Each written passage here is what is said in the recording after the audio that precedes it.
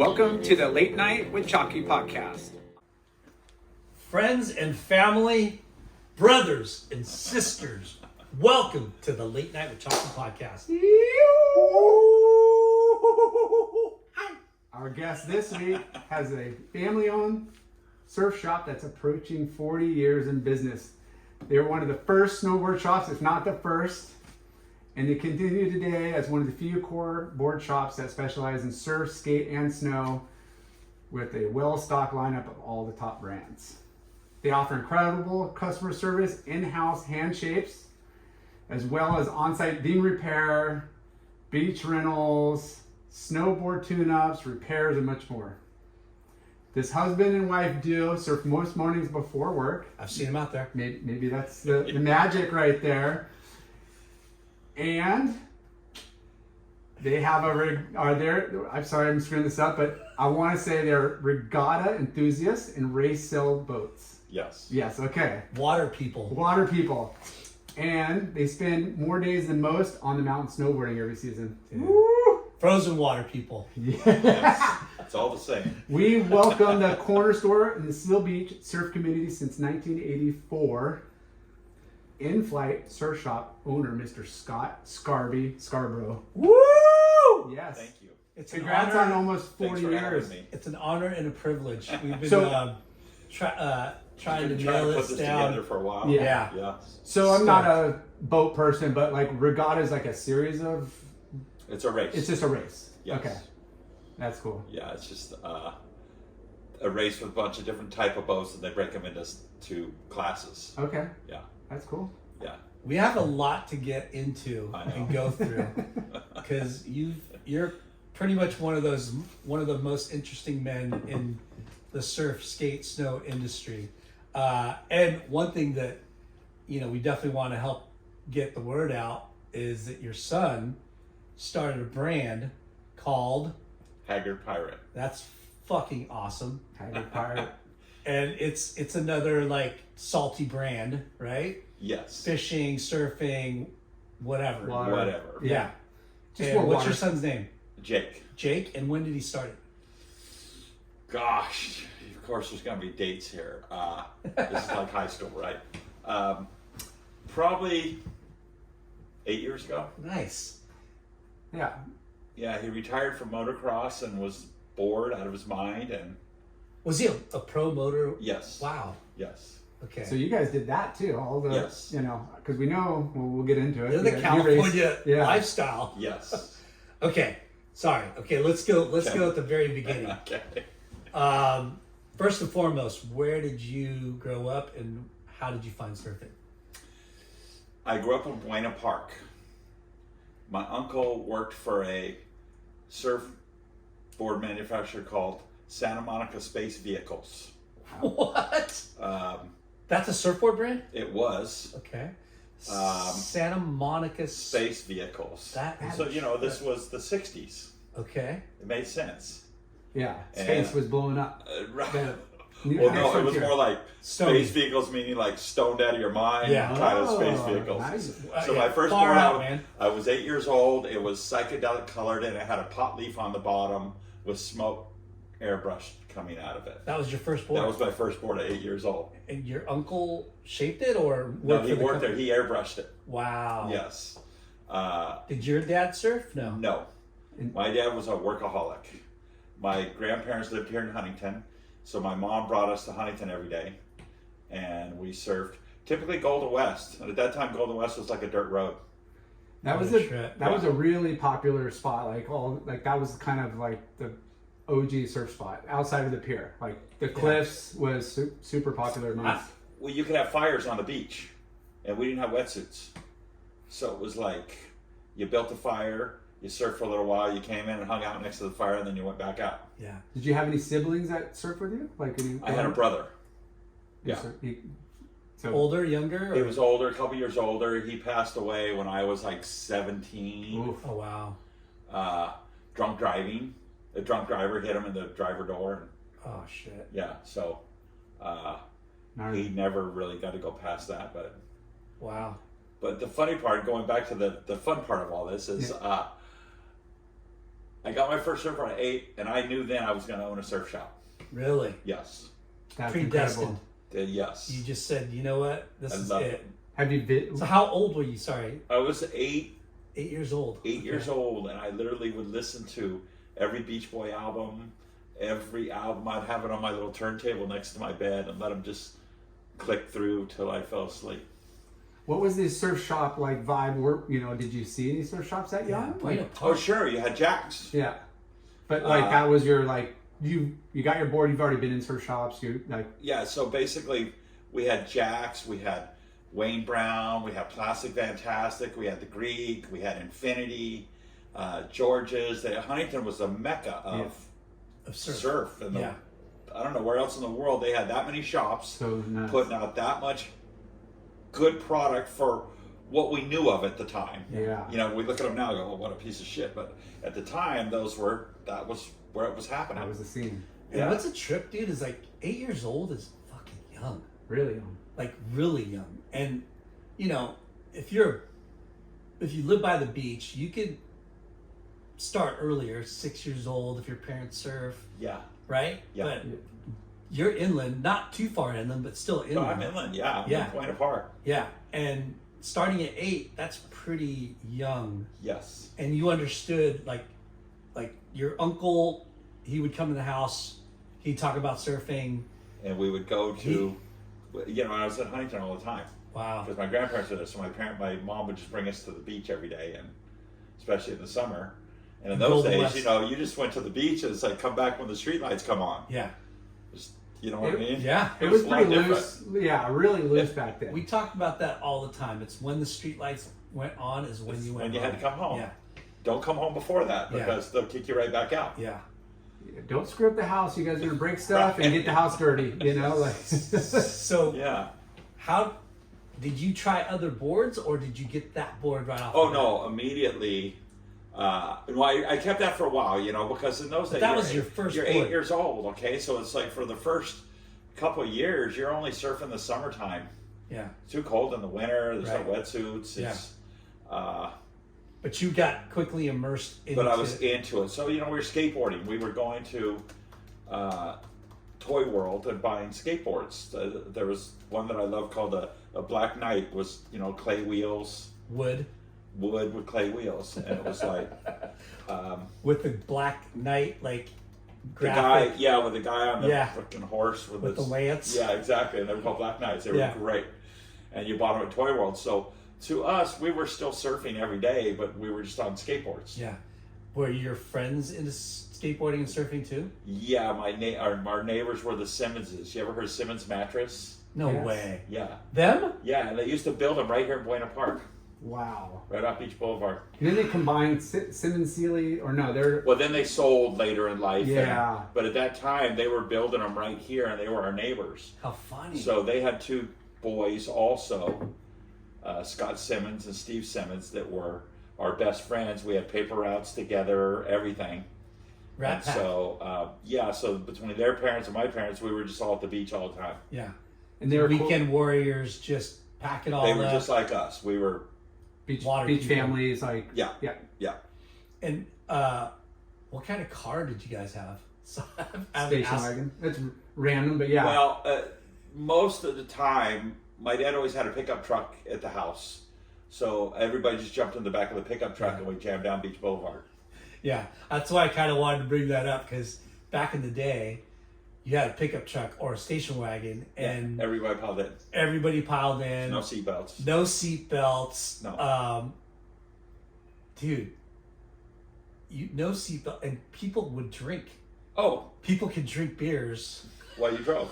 and smoke But and my mom didn't drink, so we were safe there. Yeah. And that part I always laugh about that. I always remember we always went up Beach Boulevard, and my mom knew all the stands on the farms because Beach Boulevard was full of farms going up. And she knew all the stands, and my mom was from the South, so she really did a lot of canning. So she would go to whatever was ripe at that time and stop at the vegetable stands on the way home and she would and take them all home can and it up can at them. home. That's Yeah. awesome. What a trip. I know. I my Knott's Berry grandparents, Farm everybody was truly a berry farm. yeah, everybody grew up like generation here, grandparents, and there was like, dirt road and all farmland and oil wells. There was no houses. Oil wells. Yeah, I wondered like how many streets came from inland, like Beach Boulevard, direct, like Warner, right? Like Not many. Yeah, Not Beach, many. Harbor, Euclid, and Brookhurst were the main ones. Yeah. So like we used to surf Stacks all the time. We called it Stacks, and that was our Smokestacks. main spot. Yeah, Newland. Newland. Yeah. But that was our main spot, so we just came straight down Brookhurst to go surf there. So that first marijuana pot leaf board, that was your first board. First ever. board, yes. It was a single fin. Oh, of course. Okay. And did your uncle like teach you how to surf, or did Yes. you just like? Yeah, he kind of, but yeah. Like I said, it's the '60s, so they're all Partying. they're partying. Yeah. No, you just went out and learned. Yeah. You just went out and did it. You just watch what they did, and you then figured it out. yeah. Right. Yeah, when you're a kid, you're so impressionable with like the older, because we Yeah. talk about surfing where it's like most other sports, other things you do is with kind of like that same age Yeah. group, and then surfing you're hanging out with like the adults, So Right. like, and they're doing everything. There's no kids, No- hardly. Yeah, So so were you're they like exposed. stereotypical hippies, Oh, totally. like long hair, Totally. mustaches, smoking cigs, shirtless, white shirtless, with bell bottoms cut off. Vietnam vet. Yeah, crazy. Yes. Yeah. All I can hear is Jimi Hendrix in my mind right now. Totally.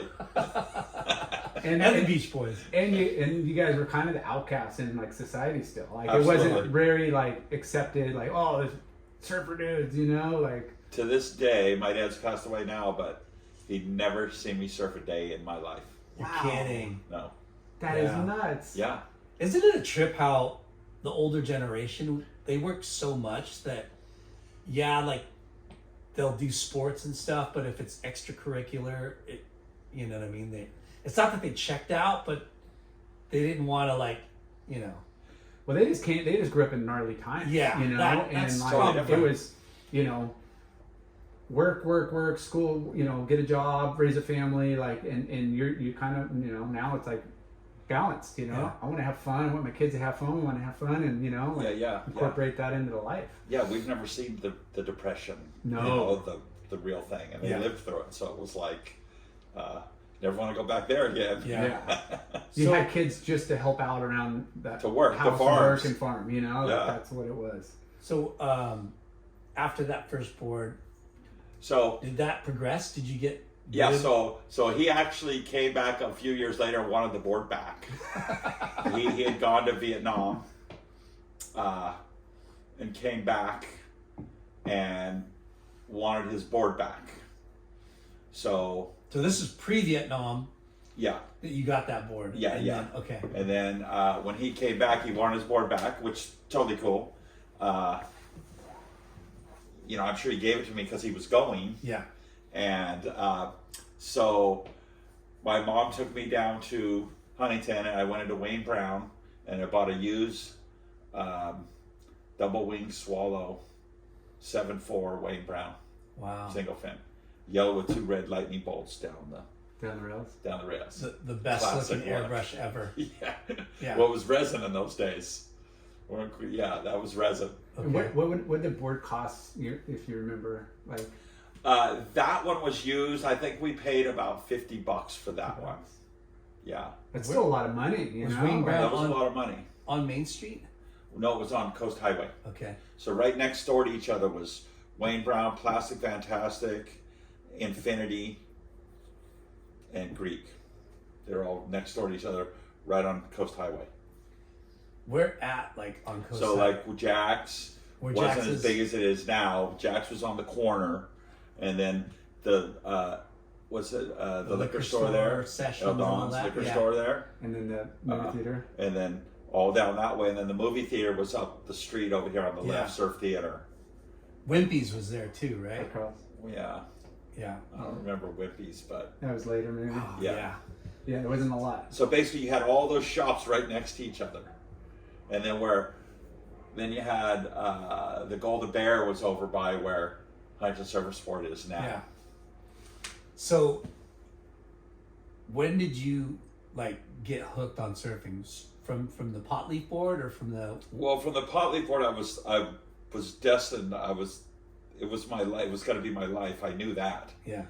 And then, like I said, we lived in Buena Park, and we surfed, as much as we could. It's funny. I think a lot of times with the inland kids want it more. Yep. They have to put more into it too. Like Courtney Conologue. Yeah. Right. They for them to get to the beach and do it, it's they have to put more into it than a lot of kids that live at the beach. Yeah. Right. So that was kind of how we were. And then when in junior high school, first year of junior high school, I'm not sure what grade that is. I think it's back then. It was 7th grade, right? 7th grade. Yeah. Instead of moving closer to the beach, we moved further away. Ooh. Where to? Fullerton, Sunny Hills. Dang. And what was the move? Job or just better house, family moving? Better house. My dad was doing better and moving up. Fullerton, Suburbia. Yeah, we're moving up in the world. And That's tough. That's a heartbreak for a kid. it was, because I remember driving when we would, as I got older, it made me realize, because when I was younger, it was, it was just farms, then you're at the beach. So you didn't realize you didn't live right at the beach. Yeah. Not till traffic and everything started getting denser that you realize it took longer and longer to get there. Right. But I have to say, it was the greatest move ever. Because I met my best friends that are still my best friends now, which is Winchell, George Demos, another All guy. 3 of you guys came from Yeah. Fullerton? Yeah. What a Mike trip. Gordy, Todd Jacobs. And I still surf with these guys constantly. So Sunny Hills was the little mecca for the That surf. was our little, we were the only ones, right? So we were we were all best friends. And there was a place there called the V, which was famous in the skateboarding world.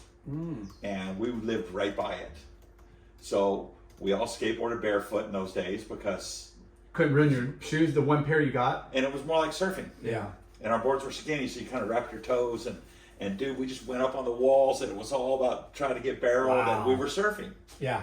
Right? So that's what we did all winter. And Are you guys all the same age, right? yeah, we're all well, I'm a year younger, but we're all in the same grade. Yeah. And I just started early at school, I guess, so because I graduated at 17 and a half or something. so you guys like long hair? Absolutely. Little toe-headed. Down here, part in the middle, surfer bangs, no shoes. Cut off Levi's? Hang Or OP? Was hang 10. Hang 10. But what's funny about this is back then my mom was a great seamstress, and she would make trunks for all of us. So I had my own little surf trunk business, and my mom would make trunks for all of us. Are you freaking That kidding me? is awesome. Out of You made what some extra material? scratch, like she'd make Yeah. them, you'd sell them. Yeah. What kind of material? Well, my mom was smart about it. Whatever nylons most. The drapery, drapes over there off the. If we wanted it to look like that, she would make them out of that. Yeah. So we were doing like the different colored panels and all the stuff that we thought was cool, and this was the 70s. Yeah. By now. So yeah, we made the watch bands we would take Velcro and then sew it together and put it through your watch band and Velcro it. No way. Yeah. That started way back then? Yes. Let's think if you would have just Stuck with it. stuck with it. I mean, you would have been the stylized, right? Or no, I think what stylized, happened was my mom got tired of making shorts for all the kids and not getting paid for freestyle. them. Yeah. Freestyle was the one with the Velcro bands, right? Yeah. Yeah. Freestyle. Yeah. Yeah. What a trip. So, So we wore a lot of those, but yeah, Hang 10 was the thing. yeah. Any other so Huntington's your go-to, whether it's the smokestacks or Golden West Cliffs, where So there again, we all met at. So we kind of moved down towards Brookhurst a bit by that time, right? Way back then. Yeah. Okay. And we were surfing Brookhurst at that time because we'd come down Brookhurst. You said, what are the main streets that would come down? Yeah. And Brookhurst is one of the streets we'd come down. And in those days, we would all park on Coast Highway. The bathrooms and all that was just trashed. And we just parked on Coast Highway and you'd walk across. And so we all surfed Brookhurst a lot. How would you get to the beach? car or somebody? Well, when we were somebody's younger, parents? before any of us drove, all of us, one of our parents would be taking us constantly. One of Yeah. the moms were constant because all of us had, none of our moms worked. So they could take us to the beach before school in the morning. You'd go before school. And we lived in Fullerton. Wow, that's great parents. Okay. At 15, 14, 15, the moped craze came around. Peugeots, yeah, all those. I Yeah. had a Peugeot, a red one. What? Yeah, there's Pooks, like P-U-C-H, right? Exactly, or POCH or something Yeah, like that. yeah. Yeah. With It the, was the like pedal. a pedal with Yeah, a to get it little going. 50cc motor on it. Those were rad. So They were rad. That So was your mode of that was brand transportation. new at that time. So No license needed. no license needed. And so we ended up getting those and having those The bike first racks e-bikes. on the. We had the bike racks on the back 100%. with remember, have you seen those bike racks that go on the back axle and it has like two V's coming out of your board sits in Yeah, the back? that's how they did. You know, That's right. And then they tied to the seat. So pretty soon we all had those. And you'd ride from We ride Fullerton. those before school, down Brookhurst all the way, surf with our metal shop teacher, with Mr. Maroney, and then go all, and he'd get us all, make sure we were all getting out of the water, and he'd go back to start metal shop, and we'd be there. We'd ride our bikes right to school. So And he let us you- park them in the back at the metal shop. You, Wow. Winchell, and Demos. Me, Winchell, Demos, and another guy named Mike Bordy, which was Wow. a great friend of ours. That he's not really doesn't surf much anymore. I wish he would, but he How doesn't. long would it take you on your moped? And what would you go down like Probably a half riverbeds hour, or? an hour. No, we pretty much come straight down Brookhurst. Yeah. Because early in the morning in those days, the lights weren't red; they would just flash yellow. and there's like Or flash half red. as many stops. There or was hardly any stops, barely. especially on Brookhurst. Yeah. So we didn't even stop any, and we just freaking wetsuits on, booties on, everything on because it's freezing The whole way the up, whole way and the all whole the way way off. back. And you could get there and back on like a tank, which Oh, easy. was even like a gallon. I mean, you fill up Exactly. for what, 50, 60 cents, Yeah, maybe. yeah. Yeah. That's amazing. And freaking Winchell, his parents were so cool. They were always really loose. He had a Honda, like 250 or something.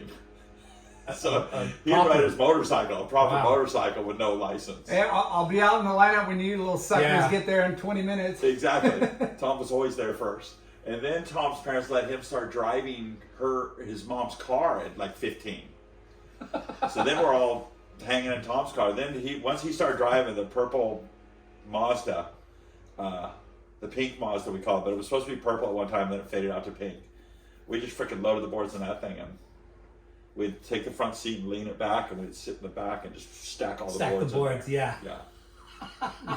Insane. That is amazing. Yeah. So who was like the best surfer out of your group? Winchell. Okay. Was there always like that little competition? I mean, Tom was always better. He was clearly better. Yeah. He was one of those kids that, We won't let him. We'll cut that part out. well, he was one of those guys that he could lift a Coke can, a beer can, and grow muscle where none of us could. We're skinny little rats, and Tom's got power. He was a early Gift- mature, yeah, you know, like gifted mini man. little. Yeah, and he was like the linebacker in football. He never had to practice or anything. Somehow he surfed with us, and they're all working out. He's freaking surfing with us. But they would give him the ball on Friday night, and he'd run over everybody. And Tom was a great running back in high school. Wow. That's Yes. awesome. I didn't know Tom was such a jock. Yeah. Right? Well, he wasn't. He was a surfer. Yeah. He wasn't a jock at all. But sometimes yeah. you have to make parents happy to do it like a real, sport, and they're always pushing. He some probably dug it though, right? chicks. I think he did it more for his mom Okay. and scholarships to go to college. Oh. But by the time high school was over, his poor knees were just blown apart. Way back then. Way back then, he's been fighting it ever since Yeah. Well, I mean, there was no, Sports workout. medicine. Yeah, sports medicine or prevention, like stretches or workout. It was just go get beat up and then pop a pill. then. Yeah, I and see. well, they I didn't see. have the no spearing. Guys just driving their helmets right into their knees, and Ooh, yeah. yeah. So Tom's fought his knees and his back ever since freaking high school. What wetsuits were you guys wearing? What Oh brand? man. Well, I got my first wetsuit was an O'Neill sleeves, beaver tail is what we call them. Yeah. And it was just a zip up the front, had the beaver tail hanging down, and that was my first wetsuit, and it was an O'Neill. Yeah. No, just trunks. Just trunks. Yeah. That's crazy. Yeah. So you surf till your balls were like fucking raisins, and then it was like, okay, I gotta get out. And that's where you wanted to go to beaches where you could do fires and Yeah. Yeah. So And I remember for Christmas, my first full suit I got in junior high school, and it was a Bailey full suit. yeah, I've heard of Bailey's. Yeah, and I got it from Robert August. Wow. Yeah. So, as a Grom, Yeah. was there like dudes you were looking up to at these surf spots, like that you were like, oh No. shit, there's No, because you got to remember at that period, if you're over 18, you went to Vietnam, oh yeah, so there weren't older dudes in the water that's kind of hard to think about to understand. and you forget that, yeah. Right. So 18 and over, they're in Vietnam, so it's like.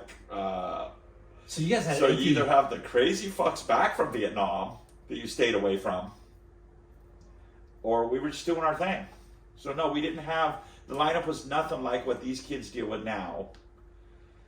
And then on the other thing, we never would backtalk or say anything to the to the older guys. yeah, You didn't even look at them, because they might come over and just, slap you, yeah, backhand you, rip your board off and they take it to the beach and fucking break the fin off of it. yeah. Because most of the fins those days were glassed on. Or if they were in a box, they would just go over and fucking break it out. Yeah. So go home, punk. What a trip. It was so people were so mean back then. Oh Like, yeah, it they was, were. like I grew up the pier, and it was gnarly when we were kids. Well, it was a, I don't want to call it mean, because it was, I don't think it was so mean-spirited. It was more, you're disrespecting him. It was, see, there's no respect for your elders now. And we were taught, you respect your elders. Yeah. If he's older than you, I don't care if he's a bum on the street. You had to respect him for being older than you. And they weren't just doing it to do it; they were doing it because they were putting you in check of being disrespectful or doing something wrong. It was there was never just maliciously like just brutes. There was always a reason, but you had to be on your tippy toes and be cool and kind of slide out and not bother otherwise you anybody. got backhanded. So that's why you guys can just kind of free flow from every surf spot to surf spot too. Yeah. Yeah. So you didn't really have to deal with the localism or no. In Southern California, I never felt any, and I to this day I hear people say, yeah, I hear it's kind of local there. It's like I never felt any localism here in Southern California. What a trip. I have. Yeah. Really? I mean, Yeah. Where? Dude, of all the dumb places, Huntington for sure, but at freaking Crystal Cove, Scotchman's Cove. Oh, okay, I could see it there. There were those spots. Yeah. Yes. And these guys sucked. I hope they listen to this podcast.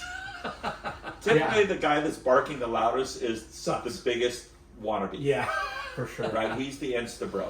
Well, it's you time and time again. Hey, if it's a world class wave, like that's gonna be your go to spot. But most of these spots are mediocre. They don't break all the time, and those guys don't travel up and down the coast. They will never surf other spots, and that's their home and that's their spot. And they you're try like, to protect it. well, I and never keep see them. I'm everybody- like, because I'm surfing up and down the coast. I'm surfing over here That's one right. day. In the summer, I'm going down this spot. In the winter, I'm going to this spot. I'm like, I'm surfing all over. Yeah, and that same guy, he moved into Surfside 5 years ago, and he surfs there every single day, and he's the freaking hardcore local. It's like, Who are we talking fuck about? No, off. I'm just kidding. Exactly. So what other spots, as soon as you get the bug and you're coming down, like, So as soon as we could drive, yeah, we started surfing Newport. okay. Didn't go far. No, Like no streets? no The Oceanside, jetties? no San Diego, no. And the jetties were fairly new. Well, yeah, the jetties were new. My dad worked on putting all the jetties in. He ran tractors, but it was earth moving, heavy equipment. Oh, wow. And so we had tractors on the beach there that he was renting to his buddy Bob Fulton that had the job to putting in all the jetties. So we were down there when they were putting in all the jetties. Okay. So, we started surfing, in the winter we surfed 28th Street a lot in Blackies. Which is good in the winter. it's the best winter spot around, I think. Yeah. If there's a good northwest swell, you cannot beat Blackies. Yeah. The problem now is you got Too many people. Yeah. I don't want to say longboarders, but when we were kids at that time, there was nobody longboarding. Yeah. Longboards were being thrown away in the 70s. No one thought anybody would ever ride them again. So trippy. Yeah. All these things that we haven't really talked about with other guests, you know, because of that, the age you were and the span of time that you're talking about. Yeah. You know, like Yeah. the Vietnam War, it's a trip because that, you know, that's Big Wednesday, right? Yes. We think about Big Wednesday Yeah. when we think about surfing and we think about the Vietnam War. Yeah. And to hear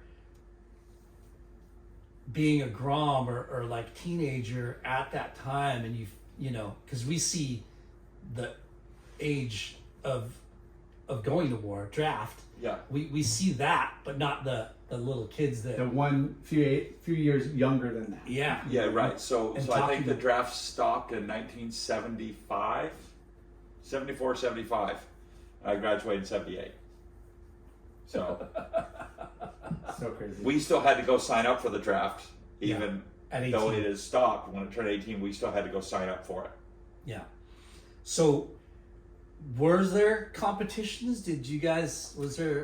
Yes, yeah. There was probably some. I never looked at that.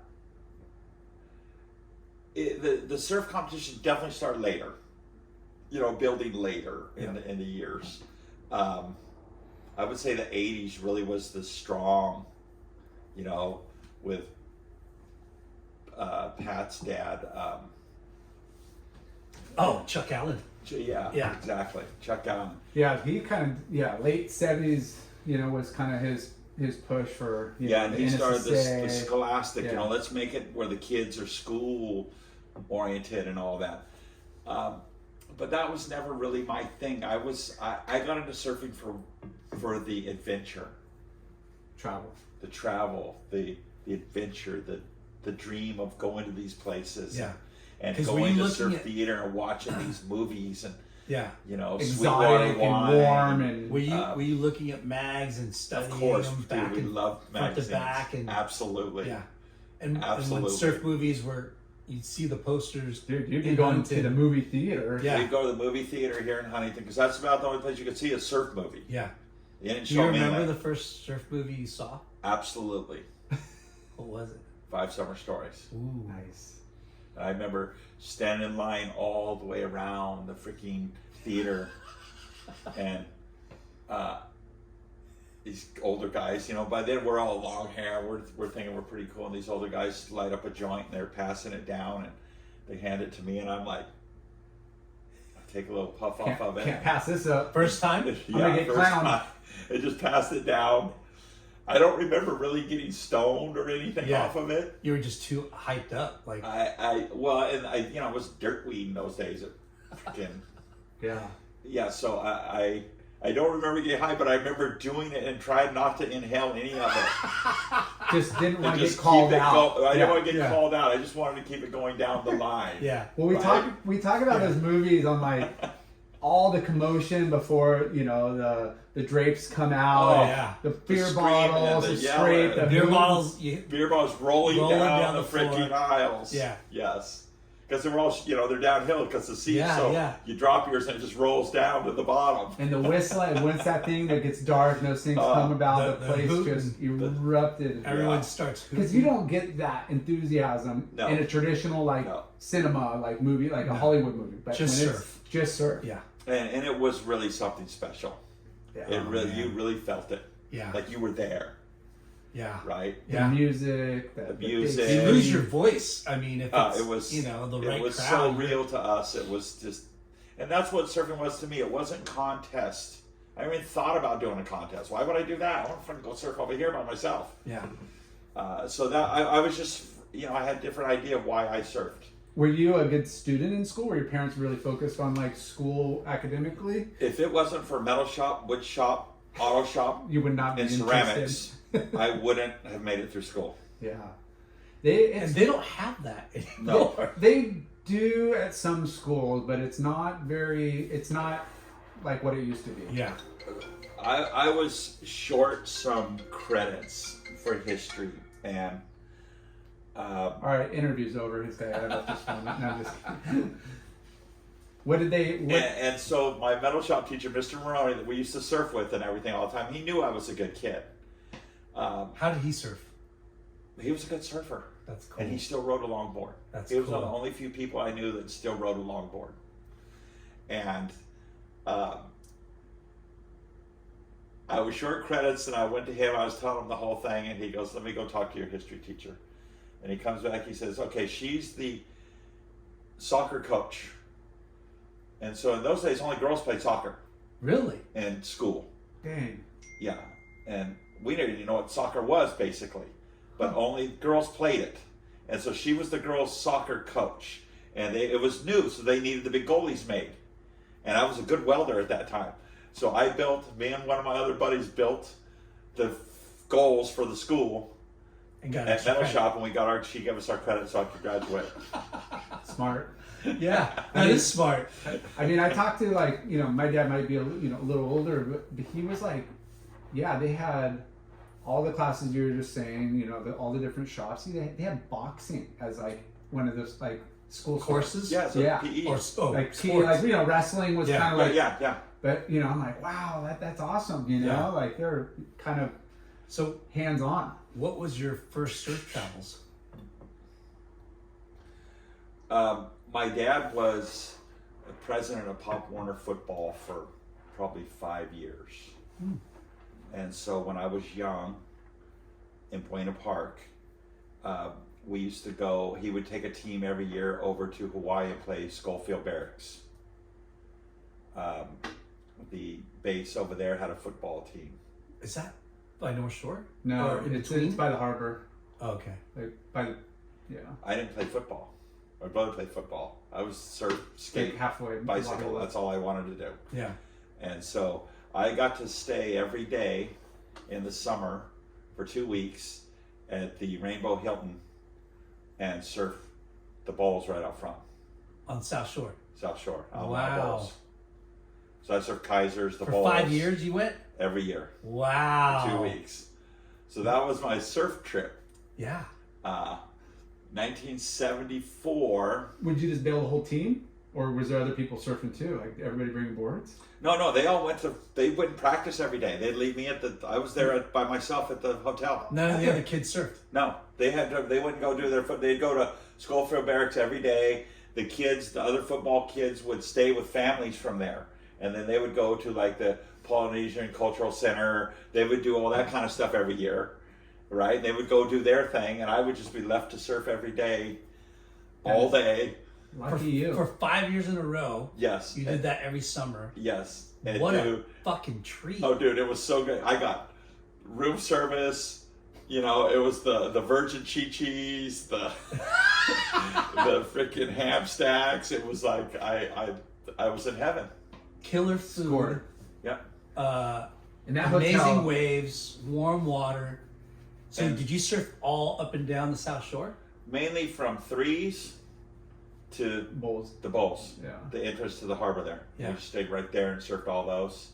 And then the IPA shop was up the street. So I would go up to the IPA shop and hang out and skateboard out front and Are you goofy foot or regular? goofy. Okay, so you like Bowls. Al Moana's just like, Oh, dude, I was in heaven. yeah. And what kind of board were you on by this point? Okay, so probably my last year there, I want to say 74, around there. I had a Robert August twin fin rocket fish, Wow. Epic. and I went over there and I felt I was surfing the best I'd ever surfed in my life on that thing, having a great time. And then I was sitting on the rocks one morning, which we did every morning before we paddled out. And one of the kids there was, "Hey, my uncle wants to see your board." And I was like, "Cool. Well, who's uncle? And I don't know anything yet. I don't get the whole everybody's their uncle." Yeah. And he says, "I want you to come up to the shop with it." And it's like the IPA shop. I'm like, "Okay." So I take it up, and it's been IPA. Yeah. And he wants to look at my board. Wow. And I walked out of there with a new IPA Sting No. What? straight across trade. Wow. That's great marketing Now, for him. I know, but did he? 'Cause Was he- did he see you surfing and he said, "I want to hook this kid up," No, or did he want to like he wanted take the that board. templates off that board? He wanted Yeah. that board. Okay. Well, You know, Still. yeah, because you got to remember the mecca of what was really happening was really right here in Orange County. I was right here in Huntington Beach. and Robert August was the man. And Robert August had the stable of all the best shapers in the business right there. Mm. And, you know, everyone thinks Robert August is a longboard company. And in those days, there was not a longboard in the freaking shop. No, my first. It was high my performance. first sponsor was Robert August. Yeah. Yeah. And my first 2 boards were swallowtail, double wing swallowtails, and one had the hook wing, you know, where he had like, it was like a channel, but on the wing. On the wing. On the wing. It was Yeah. pretty sick. Like, I don't remember, like, it, you know, I just saw one of the boards. I'm like, I want that. You know? Yeah, that is cool. So was that Sting a great board? I couldn't surf it. For the rest of my trip, I rode that thing and I hated it. Was it similar dimensions and size, everything, or just Yeah, I just couldn't ride it. I had gotten off of a twin fin that I'd really fallen was in it a love single? with, and went back to a single fin stinger or Did you- sting, Yeah. an IPA Sting with the Beveled rails. wings bevel. way up, the chimed rails, the Yeah, chimed rails step are in the rad. bottom, the fin box was that long, and you know, where do you put the fin in this thing? And the one thing I really noticed that with the guys that were ripping on them was they surfed really low, right, way down low, Yeah. Wide stance. wide stance, Really? dragging their Yeah. hands and their cutties, and I didn't surf like that. I was more of a stand up pumping. well, yeah, you're coming off a really loose little skateboardy type board, and now Yeah. you're going back to a really, you know, Single draggy. fins. Yeah, Man, and so I finally started to figure this thing out. Right, I'd move my fin up, I'd take it to the shop, and they'd help me set it up. And I got home, and this is when we had our leashes were still Oof. bungee cord, Yeah. Dangerous. right, with a leather strap on Yeah. it. And I get back here, and I can't wait to show my friends Winchell and those guys that I can, you know, what I got. And I've been 2 weeks that I'm ripping. Yeah. Right? We paddle out for a night surf, Huntington Pier, These, south side. It's breaking at least halfway out the pier. I get out there, first wave, fall, leash breaks, goes to the shore. Freaking a couple rats come out from all the arcades that are under the pier there, grab my board and take off running with it. it got Never saw that board stolen. again. You're kidding me. No. Just get back from Hawaii. Yep. First day on And it. some dickhead stole your board. I thought you were going to say it hit the pier and got destroyed, but No, yeah, that's This Pier is rats. even worse. that's even worse The because pier there's a rats lot of grabbed it and ran. shady folks down there. In those days, Huntington was a rough place. Yeah, the arcade was like, we Super. knew not to go down. You go down on north side and you avoid that. Especially at night. Yeah. Yeah. And so, I ran as up Main Street as far as it was gone. Fuck. Never saw it again. Now, when you guys were younger, you guys had just one board. Yeah. Yeah. Never. two It wasn't boards. like a quiver. No. Never. Isn't that a trip? Like, Yeah. to think back in the day, like you rode one board pretty For much everything. until. Why would you not? Well, that's why we This got. is what Terry Lopez is riding. Okay. This is what I'm going to ride in 1 foot slop. Yeah. It's got to be the best still. That's why we got really good at ding repairs, even as young kids, because Yeah. you're like, I can't be out of the water for weeks and drop it off somewhere, and we couldn't afford it. So So we're where like, would you drop it? Yeah. there was There like was nobody doing it. there wasn't very many spots, and they would, like we would just, Yeah. fix it at home. So would Yeah. you and your boys go to like Mexico or All the time. Yeah. Constantly. Tom would drive you guys. Me and Tom. What kind of car did he get at 16? He had the Mazda. Tom His had the mom's- Mazda. The pink Mazda. I had a truck. Now, did you guys have to chip in for gas? Of course, but gas was nothing in those days. We'd collect bottles Nothing. and take them to Thrifties and get enough gas for the week. Yeah. But we used to go to Baja for like a month at a time. A month at a time? In the summer when we were kids. right? No High parents? school, no parents, no nothing. We'd go for a month and a half at a time. No cell phones. You could even make a call from Mexico. We would make a call from the Bob's Big Boy once we got on the other side of the border. How good was Bob's Big Boy? Oh, it was where you wanted to go, man. After That was our after a In-N-Out month or when you were a so kid. in Mexico, eating bread and beer. And you guys would just Pandaria. you didn't even need ID to cross the No, border. Right? no. It was just pretty much wave you through. Yeah. Now, what would you guys pack? Just fucking boards, A lot of canned some food. A lot of canned food. And where would you go? Like Usually Ensenada, our first stop was usually Quattros. way down there. Yeah. And then we would usually just camp at Quattros and maybe drive up How did you to like guys shipwrecks. know about it and find it? Well, you go all down that? at 68K and then you Yeah, turn exactly. the Just from Y. other people, and Yeah. you would just sometimes you would drive for a fucking day and still not hit the beach. I remember camping one time in the desert.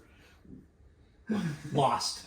Okay, first off, There's not many roads. if you but could yeah. put money on top of the counter, they would sell you alcohol in Mexico.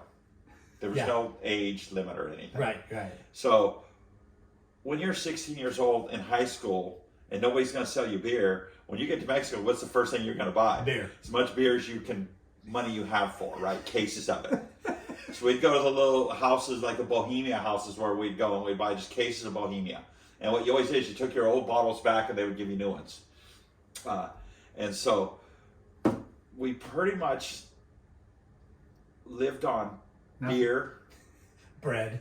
because you'd go there and go to the bakeries there and buy all the little Yeah. little bakery Pond. stuff, and then spaghetti-o, the canned spaghetti-os. It's just like freaking. And those tons are of that. delicious. And they're delicious.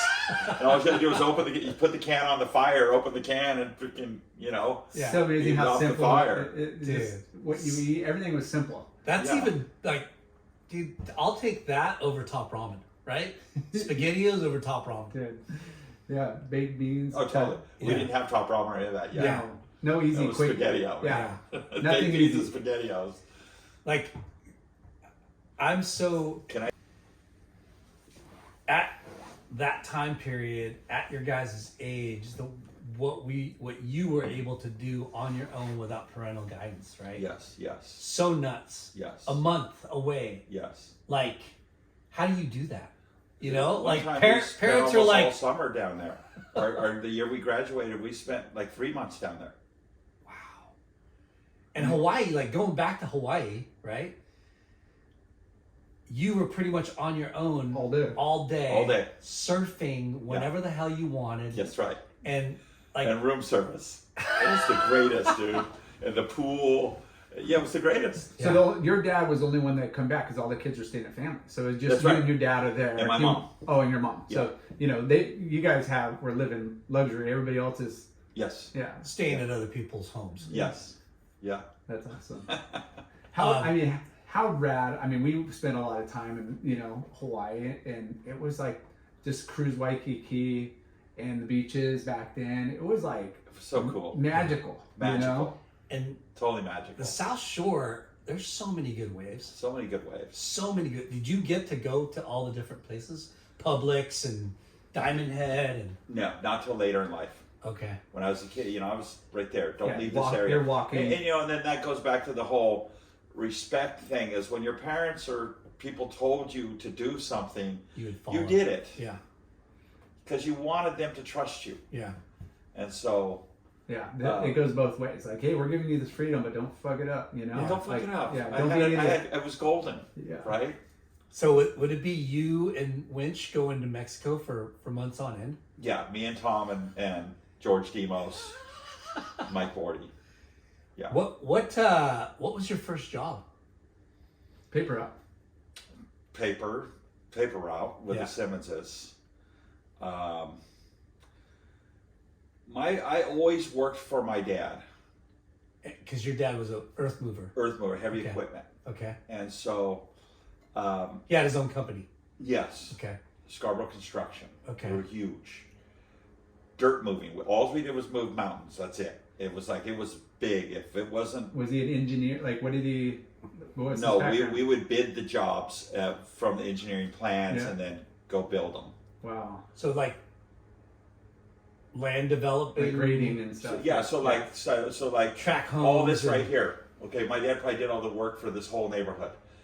It would be nothing but, you know, farmland. Yeah. And then they would come in and over exit all and, you know, compact it, put in all the underground, everything up to asphalt, curb and gutter, all that stuff. We would leave at that point. Okay. Nice. That's a trip. Yeah.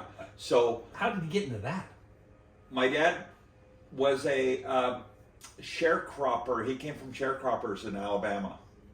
So they didn't own the land, they farmed it. And when they would sell their crops, the landowner would get half and then they would get half.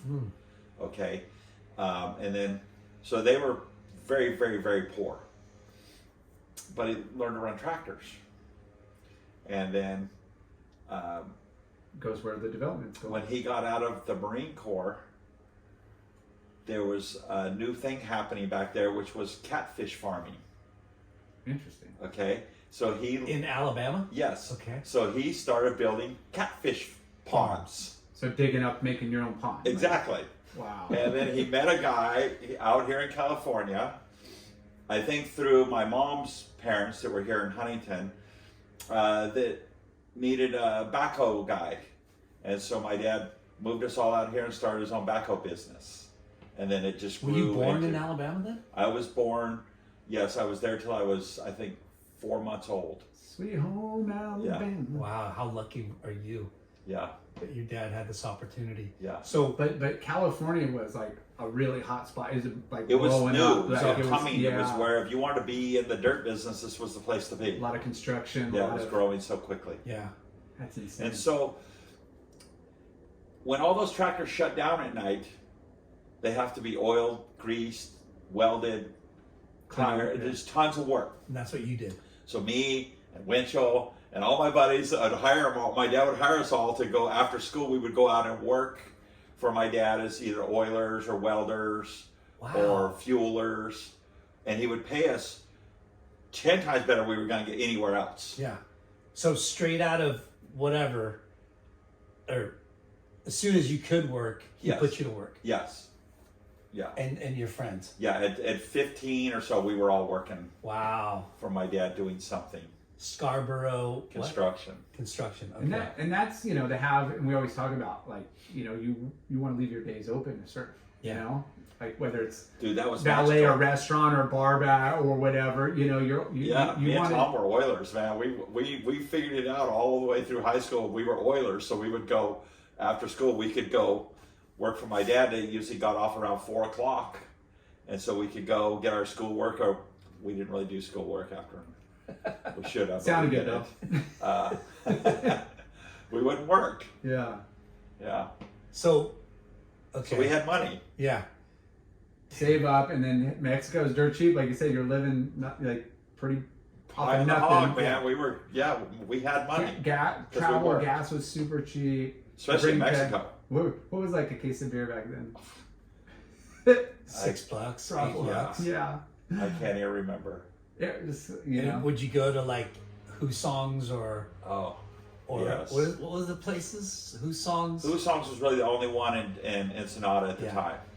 And Remember how big those T-shirts were? oh, dude, Did Oh, you yeah. know that? Yeah. Remember that? it was huge. Like the surf uniform Was Who Songs? was Zogs. Zogs. You either wore a Zog shirt, Yeah. a Lightning Bolt shirt, Lightning a Hang Bolt. 10 shirt, Yeah. an OP shirt, but you would be really cool if you had a Who Songs. If you had Who Songs and Hirachis, you were somebody. yeah, Karachi, the poncho, and Yeah. Oh yeah, Senor Lopez. But it was like, I mean, safe, whether loose. It was Yeah. like you could go pitch a tent anywhere on the bluffs, Anywhere on and the books. like Right. it was Right. pretty. And trade for food with the cooperativas. Any other cooperativas, you could go there with spark plugs. We learned real quick. Yeah. They love spark plugs, dirty magazines, T-shirts, and Levi's. Yeah, I'm gonna shut So- this. and you're golden. Yeah. What was your first like international travel?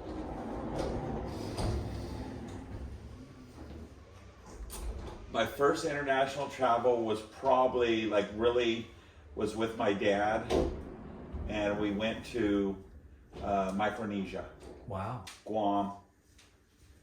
I mentioned that my dad was a Marine, and he was a very proud Marine, and he loved history. So we went. I would say 1978. We went to Guam, and we went there for probably a month, and we went to Guam, Saipan, Tenia, Palau, Truk, Yap, Ponape. We went to all the islands that the Marines had stair-stepped through World War II to be able to get to Japan. Is that area like called Micronesia? Yeah, you have Okay. the Marianas Islands, you have Micronesia, you have Solomon Islands. They're all kind of, it's like 3 different island chains, but they're all kind of real close to each other. Yeah. And your dad never, you said your dad never saw you surf. No, And not even in Hawaii, not even in Guam. no. Well, and he's cool, like bringing your surfboard everywhere and surf. And Yeah, that's go do your thing. Yeah. I'm on vacation, and we're gonna go do this, and then when we're done, you can go do that, and I want to go drink at the bar and the pool. Yeah. Yeah. That's a fair trade. Yeah. No, it was no. My dad was the greatest. Yeah. He just to the day he died, he never realized that you could actually own it. What do you do? Yeah. You know, a surf shop. It made no sense to. It's retail. If you're gonna sell something, this was his always thing. He always said to me, if you're gonna sell something for $5 and it takes you 40 minutes to work with that guy to sell that leash, why wouldn't you spend that same 40 minutes selling a freaking tractor for $500,000? It's got a point. He's got a very blunt point. Oh, he's 100% right. Yeah. But they make you happy. I don't want to sell tractors. I want to sell leashes. It wasn't my passion. I was so passionate about it, and I still am. I'm so passionate about what I do and how we go about doing what we do. Yeah. It's never been so much, and I know we talked about this earlier. It's not so much about the money. No. It's The money will come. The money comes. Yeah. If you are an expertise and you're providing a great service and and you're stoked, like you're helping out The money people. will come. Yeah, people want to serve people, in any industry. Is it Hobie Alter that said, if you find something you love, you never work a day in your life? Somebody said that. Yeah, I've heard that from a lot of And that's what you're doing. That's kind of how I didn't plan it that way, but that's pretty much how it worked out. But early on, when you were like 8 years old, you knew you wanted to. I wanted to own a surf shop. Yeah. What was you talked about all those shops in Huntington. Yeah. Like they're all different. They all have their own little, back then it was just boards and then maybe, a t-shirt wax, Most of them didn't even have t-shirts. Wow. It was boards. They usually had a spool of the bungee cord. They sold it to you by the foot. You're They had kidding me. They sold leashes like that? Yeah, they had the leather straps were on the wall, and you bought those separately, and you basically made your own leash. Are you fucking kidding And they me? had fins Yeah. and wax. That was it. That was a surf shop. People made their own leashes? Everybody made their own leash then. That Yeah. is a trip.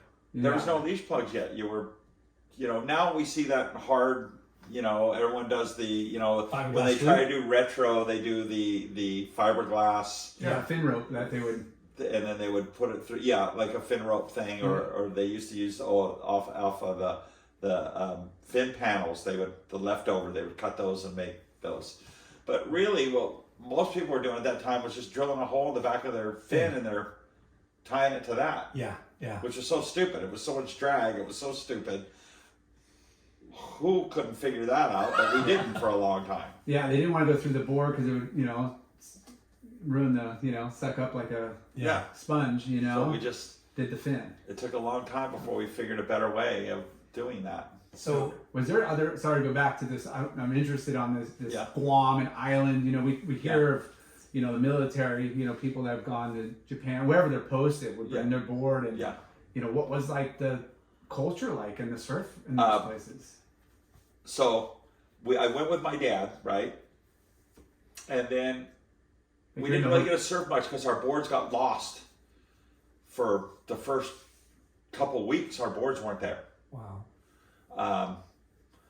But like a tour guide, I'm just saying, like you go and stay at the no, there's resort. no tour like, guide. No, there's you no just nothing. grab a taxi, like, hey, take me to the beach. Like, Yeah. Basically, Like, no. We just walk.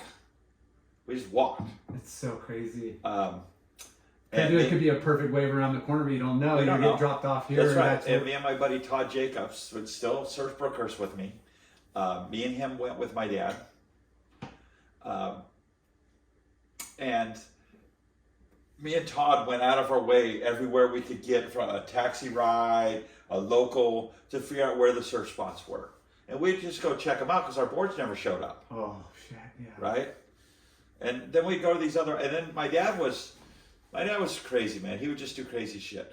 And he would go find someone that had a small plane and pile us all in it and fly us to one of these other islands.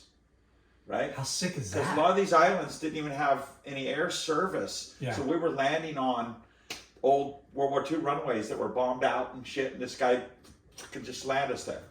No. Yeah. Where you would see the survey of the land Yeah.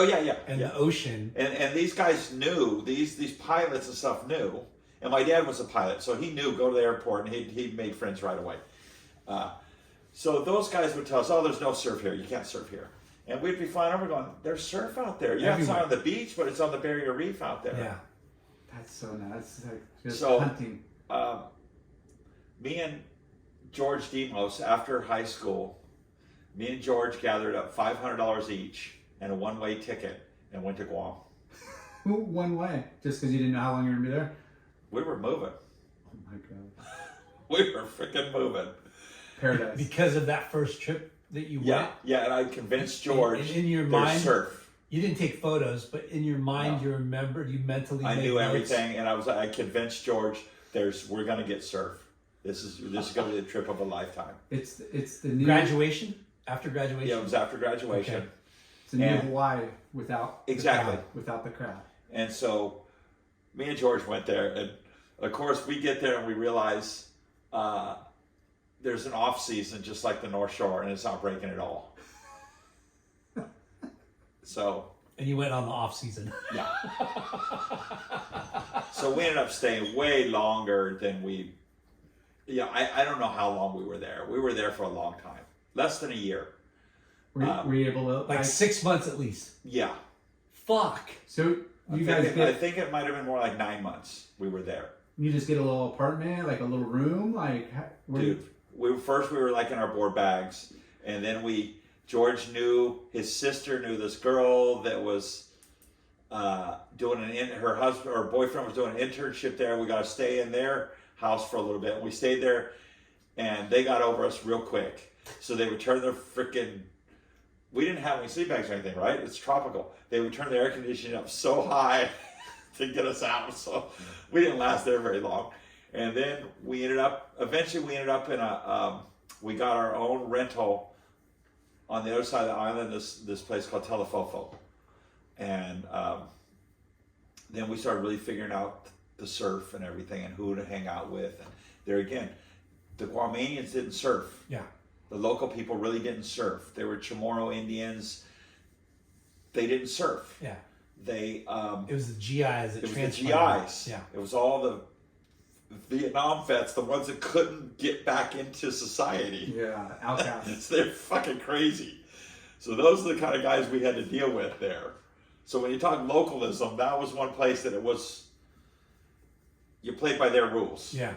You ever fucking tell anybody about this spot? You're Yeah, fucking dead. exactly. Yeah, 100%. So and me and Like, George were stupid, and then when we first got there, This is the best. we went out to this one place, McGunness, we were taking pictures, and we paddled across the channel and go surf, and we work our way back, and we come back, and our car's broken into. Oh, And this is out in the middle of nowhere. It's like, how did they even find us?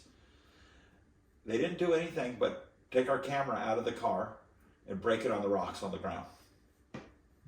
Didn't steal anything, didn't do anything else. Yeah. Just broke that freaking camera. Wow. That's kind of heavy and that's kind of rad. Yeah. Like, So hey, wasn't- you're more than welcome to be here, Yeah. but not pictures. Don't you're not take any taking anything pictures. back. So we really have no pictures hardly. Yeah. That's funny. Yeah. I mean, it makes sense, but again, they could have been way more ruthless. Yeah. What? So I One started, board each? no, we took two. I took two. Okay. I took a 6.0 Timponi tri-fin butt tail, and I took a Timponi 7.4 gun. Wow. Yeah. Timponi. And what time of year did it start happening for you? Do you remember? Monsoon? Typhoon season. Or Is that like typhoon. September or? I can't remember. Yeah. But once it started breaking, it was amazing. I I don't want to say this on the air, No.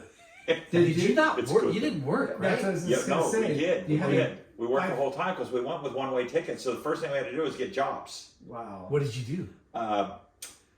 We worked for Windjammer Barefoot Cruises at first, Doing what? and then I started my own shop. But what was the wind jam? You just went on it and got the Japanese up and partying, and you were like sailors from the 17th century kind of thing, and it was a big tall ship that went out for sunset cruises. So you're all dressed up in a Yeah. character? Yeah, Like swashbuckling pirate yeah, style? yeah. I hope. I didn't last. Scarby. I didn't last long. George was there for a while. I Were you probably able- didn't last a week. They're serving drink. It's like booze cruise and It was booze cruise, yeah. So you're Yeah. able to. That's just Scarby. Yeah, yeah. That's awesome. Well, let's pause there for a sec. I'm gonna bounce and then Go. Okay, we're back. So, we're back. so you had this bright idea of opening up your own. Yeah, so George Demos got a job doing artwork for the Yellow Pages In Guam. in Guam. They had a Yellow Pages in Guam? Yeah, How many businesses were there in Guam? enough to have a yellow. Wow. Only 18 pages, but And so George's art is he's got this specific art, and he's really good at it, but it's hilarious. And so everything in that Yellow Pages looked like George's freaking art from school, right? It looked like his peachy. Yeah. It's hilarious. all the advertisements had similarities. Yeah, art. Yeah. Hey, it Art. wasn't the Yellow Pages, it was the Yellow Page. Yeah. But don't tell me it was tribal and stuff. No. No. Okay, No. okay. It was cartoony. Okay. Very cartoon. He has great. George is a great artist. Huh. So he had some great cartoon type art. But we met this guy, and he turned us on to this guy in Tamoon Bay that was opening these little like grass huts, literally like Gilligan's Island grass huts. No windows, no doors, no nothing. No lights, no motor cars. And what were they used for? To sleep in, or just No. a day to see out the Kiosk. sun? No, he had, like a kiosk. He had a bus that would come a couple times a week from Japanese tourists and stop at it. But he had no business yet. This was all an idea. Wow. And George was doing the artwork for him. And so we helped him build them, and I opened up one.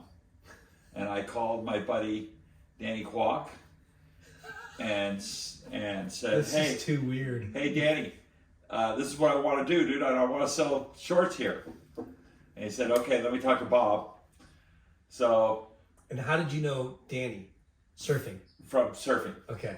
54th Street. And you guys were chummy. You were friends. Yeah, we were all friends because we were by this time we were surfing 54th every day. Yeah. But you needed product now. Was your end to get product? So I needed product. So Danny was like, he was just gone to work for Quick, and so he's like, okay, so I can't remember how we did the first one. I'm gonna send If you. I sent him money, or if he sent it to me on consignment, or how he did it, but he sent me a couple boxes of Quicksilver, What a trip. and I hung it up on outside this thing and all inside of it, and the bus would come and clean me out, Clean you out. and Are we talking hundreds of Japanese tourists? yeah, Hundreds. yeah. And this had no Guam anything on it. It was Nothing. just It was just Quicksilver. Were you Silver. smart? No, it was Quicksilver trunks, mainly just trunks Were and you shorts. smart and just ordered size 28 and 30s? Danny sent me whatever he sent me. I didn't order anything. Because all the Japanese are tiny little Assorted, people, right? assorted. Yeah, But whatever you you know, got. that's what made Danny such the success he was. He was a smart guy. So he just sent me assorted, just bam, he just sent it to me. And then I would Western Union him all the money. Western Union. That was the only way to get it. Because to make a phone call from Guam in those days was really tough. Yeah. So we did everything by Western Union. And Messages. he would send me another freaking load of stuff. Whatever money I sent, he would take that amount of money and send it to So me. did you have a price, like, you know, like what did you buy him for? What did you sell him for? Like, It was send me stuff. wow. And if it was $12, I would sell it for $25, right? Yep. Just basic. Basic. Yeah. But I knew nothing about retail. That was my first into retail. And I had a Ford LTD four-door car that we had bought from Ugly Duckling Rent-A-Car. And we had like a pole going across the back. So everything that was left over, we'd just take out and hang it on the pole. And our surfboards fit in the trunk. And so every night we would take everything out of the shed, hang it inside the car and go home. And then when it was all sold out, we just wouldn't open until we got more stuff.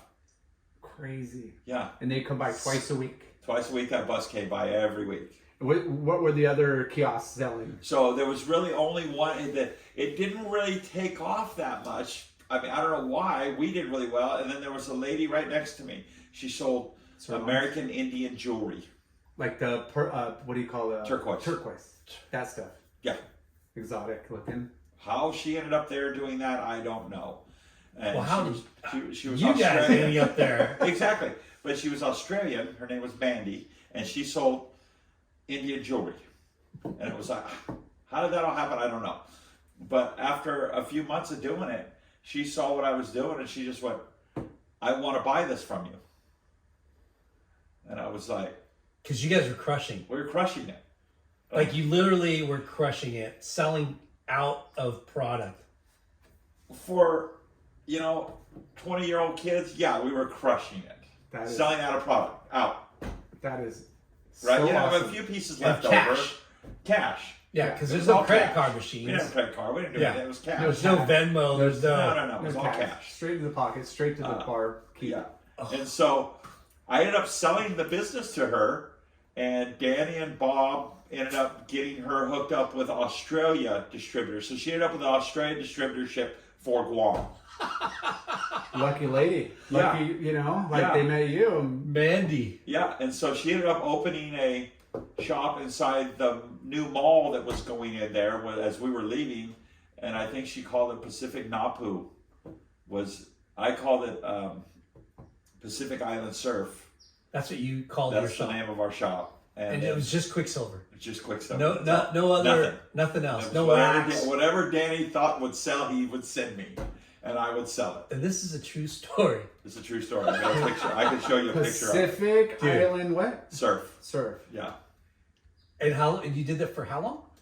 Oh, probably. Let's call it 2 to 5 months. Yeah. Was somewhere in that period. That's it. Yeah. Wow. And you guys were kind of like, well, you run your course there? Were the waves, was it going back in the flat spell season? What was the point of like ditching when you guys did 9 months later? Got ran out. No, man. We had made friends with Whitey and all the guys that were the gnarly guys. There's no girls on the island. Uh-huh. The truth comes out. Okay. And Mandy wasn't available. No, they're just we just kind of missed our blonde-haired, blue-eyed California beauties. You I know, wish like, really. they all could be California. And at our age, it was like I just want to go home. Yeah. Yeah. 20 years old, you're like, okay, surfing's awesome, but Yeah. But yeah. What had happened while I was there was It's a pretty remote island. it's very remote. hey, George, you're looking pretty good today. But yeah, no, we totally get it. George yeah. is like, okay, it's time to go home. But yeah, so you know. Yeah, Why are you looking at me like that? we had just missed. We were living in the boonies. We were living out in the jungle in this place, Talafofo Falls, yeah, we were living pretty primitive. No electricity, no gas, no lights.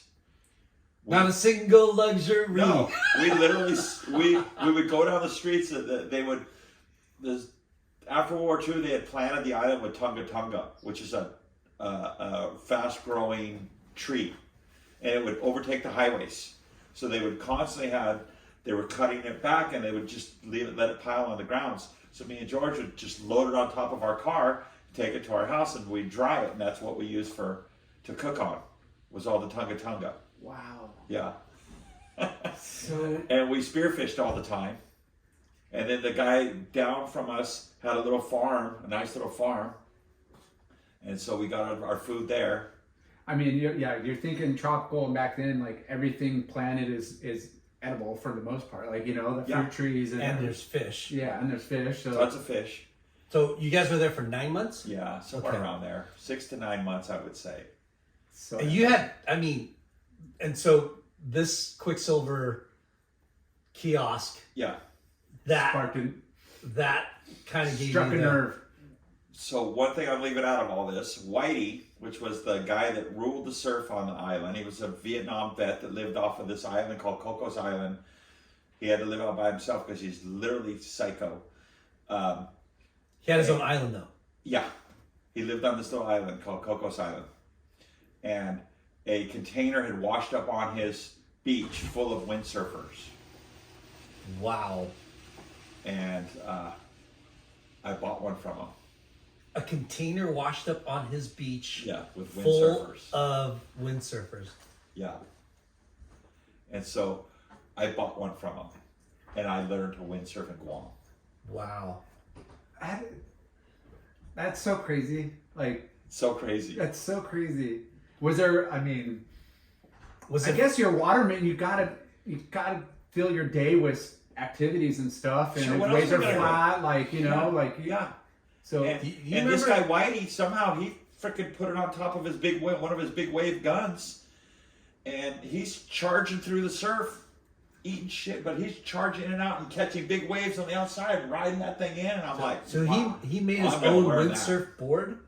He took one of his big wave guns and made his own way to mount the sail on top of it. gnarly. And Whitey is just like a recluse dude that Yes. ended up in Guam Yes. after the war. Yes.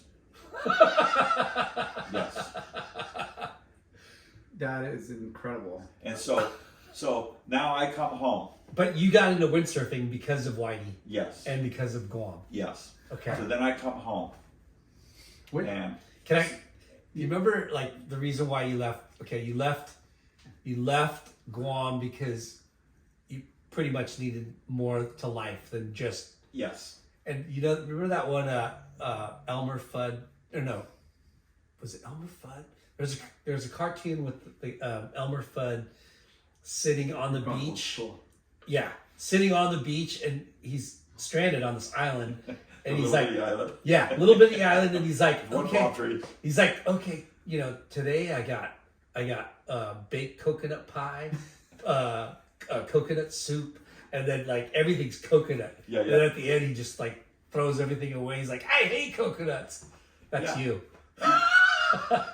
We just needed more people Yeah. our age. At that age, Hang you're out. like, dude, Yeah. you want to go to concerts? You want to go to surf Yeah, yeah. movies? Yeah. Was it You want to hook up? Was it Jim Kempton that was in Guam? Who Yes. Yeah, Kim right? Toes in Guam. Yeah. Yeah, so we've had some Guam stories from some Yeah. other guests and similar. And you North know, Shore, Pineapple Princess. Pineapple Princess. Yeah. But She's a dancer in Guam. Nice. Probably at the same time you were. that's what I was trying to. We'll have to do a little research Dude, on there's like. some good surf there. Yeah. Boat Basin's amazing. Yeah. Gundas, Mauricio, there's some great surf there. You just gotta know when to go. Right. Don't ask me when that time is. I don't No. know. So You you have to guys. ask Jared. You know Jared that surfs Huntington all the time? I don't know. Yeah, you do. A local kid. Oh, from- Jared. Yeah. Guamanian Yeah. kid. Yep. I know him. So, you guys You get get off in- the island, So we'd come home come back to California. and there's nowhere to get windsurf equipment. And I want to windsurf. And at that time, my roommate is Preston Murray. You were Yeah, so me Roommates with Preston? Yeah, so me and Preston are roommates at this time. And he's got this friend over on the harbor, Craig Yester, that is windsurfing out in the bay all the time. So he takes me over there and introduces me to these guys over there. So, was it Matt Schwartz or Schweitzer or something? I can't remember all the names. And so I'm over there freaking windsurfing. They introduced me to this other guy that sells windsurf equipment. And I'm like, man, we need a windsurf shop around here. Because surf shops, there's plenty, but there's no windsurf. None. Yeah. Nowhere. And you're hooked. And I'm hooked, full blower. And so then I hook up with Bruce Jones, and he turns me on to this place called Seal Beach. Didn't even know it existed. In my little world, didn't even know it existed. You're Newport. Gosh. Newport, Huntington. Why would I go past Huntington? Right? Like you probably never even did Balsa. You just stopped at the nobody cliffs. surfed Bolsa in those days. Right? Nobody. Yeah, you stopped at the cliffs. Yeah. Maybe. Yeah. And so Bruce turns me on to this place, Seal Beach. And it's like way windier than everywhere else. It's side shore, and you can catch this wave outside and ride it all the way in, and then you can jump it back out. And it's warm. And it's warm. Now, was Bruce a windsurfer too? Yes. Okay. And he's already shaping. Yes. And you haven't started any of that? No shaping? No. Okay. I had met Bruce through Tom. Got me into riding Russell surfboards, and we were way into Russell surfboards. And then Bruce, at that time, Bruce was shaping for Russell. Jeff Timpone was shaping for Russell. Sean Stussy was shaping for Russell. That was kind of his main stable at that time. And so I was like, man, this is... And so who was windsurfing at that time up there? It was Lance Collins from Wave Tools, Bruce Jones, and then this guy that worked at Bruce Jones, and then this just tiny little group of people, and that was it. Pretty unknown little spot. Totally unknown little spot, and we're just like, we're going to town, we're digging it. And so I went to Timpone and said, hey, I don't want one of these German-made boards. I want a glass board. So me and Timpone started working on, I designed it. We worked on shaping it and glassing it all together. And so I started riding Timpone windsurfers. Wow. And then I was coming home from Seal Beach, and I saw this for rent sign in the corner of this building. In Seal. In Seal. Okay, can I stop you real quick? How did you get connected with those Newport dudes? Because that Preston Murray and Quack, like those guys were gnarly. Like in our minds, like they're the who's who of 80s surfing, right? Well, we were all... You know what I'm saying? Like yeah, they There was a big group of us. and they were in the mags all the fucking time. Yeah, there was a big group of us that were surfing there every day in and day out for years. So you were part of that crew. Yes. Before Moyer started taking the pictures and Studio before 54. the hottest 100 yards came out, we were all out there just surfing it every day. We were just, Yeah. part of the group And surfing it. those- So Winch too, or Oh, absolutely. Winchell Yeah. was a charger out there. Winchell's a good surfer. no? Yeah, I we know. I know we're all old now, but at one time he was... oh, we know. He You could have know. been whatever he wanted to be. He was, Yeah. But Quicksilver's blowing up. These guys were the who's who, like Lyndon said. Yeah. But then they all Parker. started working for the industry. right. Jeff Parker, really- Preston Murray. Yeah.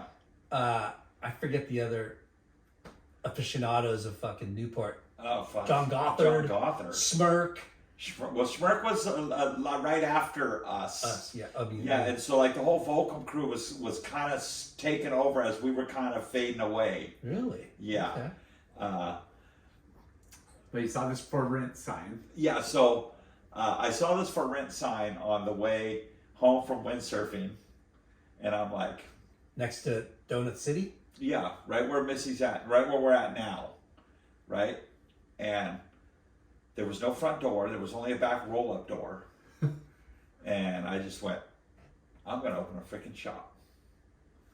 So And what were you doing for work? At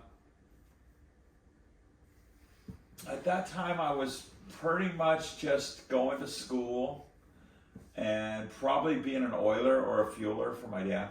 So you came back from Guam, you went to school and started working with your dad again. Yeah. Sailboard, doing stuff that you wanted. Well, no, when I first came back, I went to work for my dad. He was building a golf course for Bob Hope out in Palm Springs. And there was no golf course there, and he had already got the PGA Tour to come to his golf course, and there was no golf course. So I got a chance to run a tractor for my dad 12 hours a day, 7 days a week. Wow. Union for almost a year. Just banking. I banked every bit of it because I lived in a trailer out there. They fed us, and we just lived in trailers. So for that year, after I came home from Guam, I didn't really get to surf much. I worked that whole year, and when I was done, I bought a house at 54th and River. What? Holy smokes. 5319 River Avenue.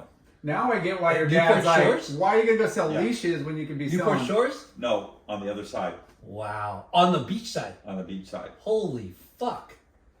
And Look so, at this guy. So, my roommate was Preston, and this other guy, his name can't remember right now, but he was an amazing guitarist. Yeah, so we lived there for years, and so that at that time they paid my mortgage was $800 a month. Oh my gosh. I know, crazy, right? How big was the lot, and how big was the house? It's still right there. When you go down, it's right there on the left. It's the white one with the. It's a, one of the stock homes, 3-bedroom, 2-bath, 3-bath, 3-bedroom, 3-bath. At the beach in the freaking Mecca right there. Right. Yeah. Yeah. How much did you buy it for? How many parties are you guys having on the weekends? How much did you buy it for? We went to everybody else's party. We knew not to party at our house. Yeah. So smart. Why poop in your own backyard? I want to say 125,000. So heavy. Yeah. In what year? Like 79, 80? No, 80. I got back from Guam in 82, so probably like 1980, about 83, 82, 83. Did you say 125? Yeah, For beach yeah, front yeah. property? Not beachfront. I mean, I'm off Yeah. on River Avenue. Yeah. But That yeah, close. pretty damn close. Yeah. I mean, when I hear the prices thrown around when my parents bought in the 70s, I was like, wait, what? Like, but then they're like, hey, we were only making like, Yeah. like Yeah, it's right. all relative. Like Right. that was It was all expensive. relative. Interest rates were way gnarly. Everything was gnarly. But Yeah, I think my interest rate was like 12%. Yeah. Hey, we're almost there. Yeah. Yeah. Oh shit. Anyways, Yeah, so so- you lived there. You bonded those guys. And then And so- Seal Beach, windsurfing, see Right. the sign. And then I just said, I'm going to open a surf shop. So I went and talked to Tim Pony, and he's like, yeah, dude, I'll build boards for you. And you kind of did the research on like finding sails and harnesses. No. I And- literally just rented the building, or I rented that part of the building, and then figured that out. But in that area, it was Harbor was the only Only thing. was only Harbor. thing there, and then Bruce Jones was technically Sunset, or was he even there? He was in Sunset, but it was that little shack. It was a little shack it wasn't in the sand. the other building. There. And you didn't really have a store, right? And- was it just shaping? No. Board building? So immediately I got a hold of, I think it was Craig Yester. One of the guys turned me on to the guys at High Fly. And so I went, they were down in Irvine. So I went down to High Fly. I made a deal with those guys, and they came in and stocked my freaking store. And what is High Fly? It was a windsurf brand, a really good top-notch windsurf brand. Wow. There was two major brands, Mistral and High Fly. I've heard of Mistral. I had the High Fly dealership for right there. And by Friday, I would have that place full, and by Sunday, every single item would be gone. Seriously? Yes. It was that popular, It was like blowing up. it was like stand-ups when Paddle. they first came out. So But I had no competition. so here you are. How big was the square footage of the space that you rented? The size of this room. Okay. So decent size. I mean, Small for windsurfers. small for windsurfing. And then there was so little room, so I only had like 6 surfboards in there. And then I had like a couple skate decks, from Visions. Vision was in those days. Oh, so you opened it up with multiple action sports Surf, skate, snow. already. I mean, not snow. Surf, skate, windsurf. And you. So we were in-flight, surf and sail. And how did you come up with the In-flight surf and Because at that time it was super early '80s. Things were, Christian Fletcher hadn't started getting. You just started to see people do air. We were just getting air out of the pools. We were just starting to get a little air. So in-flight. So I thought, all these sports are going in flight. Crazy. So I like this it. sports, windsurfing's blowing up. Was it something that people would just kind of like buy the gear and go out, or were they doing lessons? Were you guys offering like? Yeah. So every board came with a free lesson. Okay. See, that's Me. Yeah. Right. Yeah. So. So was instantly successful. Yes. Wow.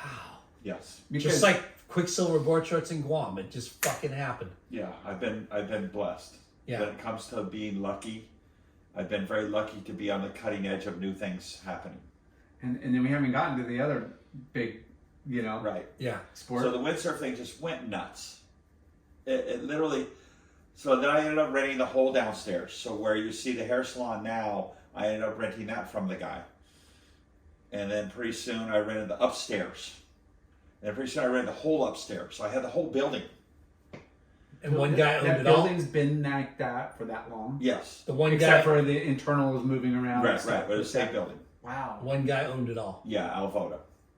And one day Al came to me and said, Scott, I'm moving all my land holdings to the desert, Palm Springs. I'm going to sell this piece of property to you. I'm 27, 28 years old, 29, somewhere around He there. saw you growing and being successful. And I was renting everything from him. And I said, dude, I can't do that. How am I going to do that? And he says, I'm going to carry the paper for you. And your rent's not going to go up. Your mortgage isn't going to be any higher than your rent. And within 2 years, I need you to buy yourself to get out. Buy me out. Yeah. What Well, an awesome. Being a person. fool, I just said, let's do it. Yes. How in 2 years am I going to buy myself out of this I don't deal? know. But I don't Going know. back You to don't oil have to and- move. I don't know. You're gonna wing it. I'm going to wing it. Well, What was the purchase price? $625,000. Fuck. Which is a shitload. Back then, Shit but load. still. Shitload. But you're on PCH on a freaking. And I knew the Big only chunk. way I could survive. Can I stop real quick? Yes. So you went from one room in the building to The the whole thing. floor to the top. Do you remember how long did that take? How many years or how many months? Probably 2-3 years. 2 or 3 years Yeah. to where you took over the Yeah. whole building. Yeah. And what was the volume of business you were doing? Like sell versus surf, or just like No, just how much dollars were you doing? you don't have to say. I would probably Why not? say no. I'm I mean, not it's- trying to shy of saying. I just No. don't know. What it was? Were you doing like I was 300 not- grand? I was 400 not a grand? businessman. I'm just winging it. Yeah. I just need more room. Yeah. How much? What's my volume? What's my mortgage? What? I don't know. Yeah. Make more money. But you were selling shit. I was selling shit, and that was my job, and I knew how to do that. Yeah.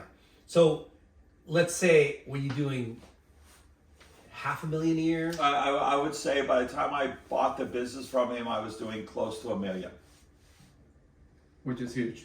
at that time. And were you starting to employ people? A lot. Okay. And this is what year? 80. Well, if you opened in 84, is it probably 88? Yeah. 88, 89. Is when you solely owned the property. Yeah. Okay. And- what was that place before? Like a garage? It was in the back building. They restored classic Mercedes-Benz, and they had a showroom in the front downstairs, and they displayed them down there, and their sales offices were upstairs. So it was a And it was called Mercedes. Just Benders. And it was a Mercedes-Benz thing. Epic. I mean, that was failing huge, Yeah. and I stepped in. Yeah, and he wanted to relocate and do other stuff anyways. Right. So you got hard goods going. You brought in skate, but windsurf was initially the biz. When did you start doing boards, and did that disrupt like Bruce Jones and Harbor when they saw you? I always did boards. Okay. From the beginning. So you had surfboards. So yeah. So my idea was to bring some Newport flavor to Sleepy Little Seal Beach. Tools. Wave tools, Stussy, Russell. Tim Pony. Yeah. No, Russell had his own shop. Russell was Russell. Yeah. Uh, so you started carrying the stable brands. yes. Okay. Yeah. The Ghost Shapers. Yeah, because by this time they had all branched off and were doing their own things. Yeah. So you were carrying Stussy's. Well, Stussy, we only got a few boards from him. He had his place in Laguna, and he just couldn't stop me. So I was mainly doing Tim Ponies, and I had hooked up with this guy surfing named Joe Blair. Joe Blair. Yeah. And so I started carrying Joe Blair's. Joe is an amazing shaper. Still is today. He makes all Joel Tudor's sons big wave Tosh. He makes all his big wave guns. He builds a lot of boards for Tudor. Still down in Cardiff, still doing his thing. Joe is an amazing person. But to get off that, so surf was always in there. Okay. Surf, skate, and windsurf was always. But windsurf, no because competition. to me, windsurf was just there again, another extension of surfing. Yeah. To me. Yeah. And because we were wave sanding. That's what it was all about. Getting out through the waves instead of paddling, we were jumping. But it's your mix and passion, something you love to do, and something that's nobody else is carrying. Right. Yeah. So Inflight Surf and Sail was the original name. Yeah. Okay. And was clothing and like what because yeah, we know. So clothing didn't really happen till I married Missy and she got involved. Okay. You're hard goods driven. Yeah. And then Missy was magical with clothing and merchandising and displaying and doing all that kind of stuff. So speaking of Missy, how did you two meet? Me and Missy met on the beach at 54th Street because she was the only girl that could hang at 54th and was better than most of the boys. And then we were all on the Orange Coast surf team together. So you went to Orange Coast College? Yeah. Okay. So that's where a lot of those guys' names you've been dropping, Yeah. We all went to school together there. We were all on the surf team together. Yeah. So rad. Tom McElroy. McElroy. Yeah, Tom was on. I just saw Tom yesterday. God, there's just so many I could go with all of us that came out of that era of the surf team. Those eras was amazing. Yeah. I don't think we ever lost a single. But there again, I wasn't really the contest guy. Yeah. I would do it, but I just wasn't. Yeah. That wasn't my passion. Did you go to that reunion they had a couple? I just missed it. I go to all of them, but we were in Catalina for the reunion. Okay. At Laird's house. So I met Missy there, and Just on the beach. yeah, and then I would follow her anywhere she went. I totally fell in love with her 1,000%. So wait, did you see her in the water? You're like, damn, this chick rips. Absolutely. I'd paddle around behind her. It was like, oh my God, I am in love. I was like a dog in heat, And so, So was she like enamored with you too, or I don't think so. You know what I mean? How old were you? Oh gosh, 24. I figured out she worked at Marine Calendars. So On Brookhurst? no, on up off of the one in Costa Mesa, Okay.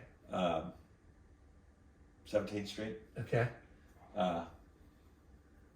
And so I would go with my buddies. We would, after surfing, we'd go there all the time to go so I could go eat and see Missy. Yeah. And one day I got one of my friends to ask her for her number because I was too shy. Oh my gosh, that's It's like, hey, incredible. my buddy wants to know if she can get your number, and I got it. And And the from that rest is point history. on, I just pursued her. But see, she was kind of traveling at that time. She had a boyfriend.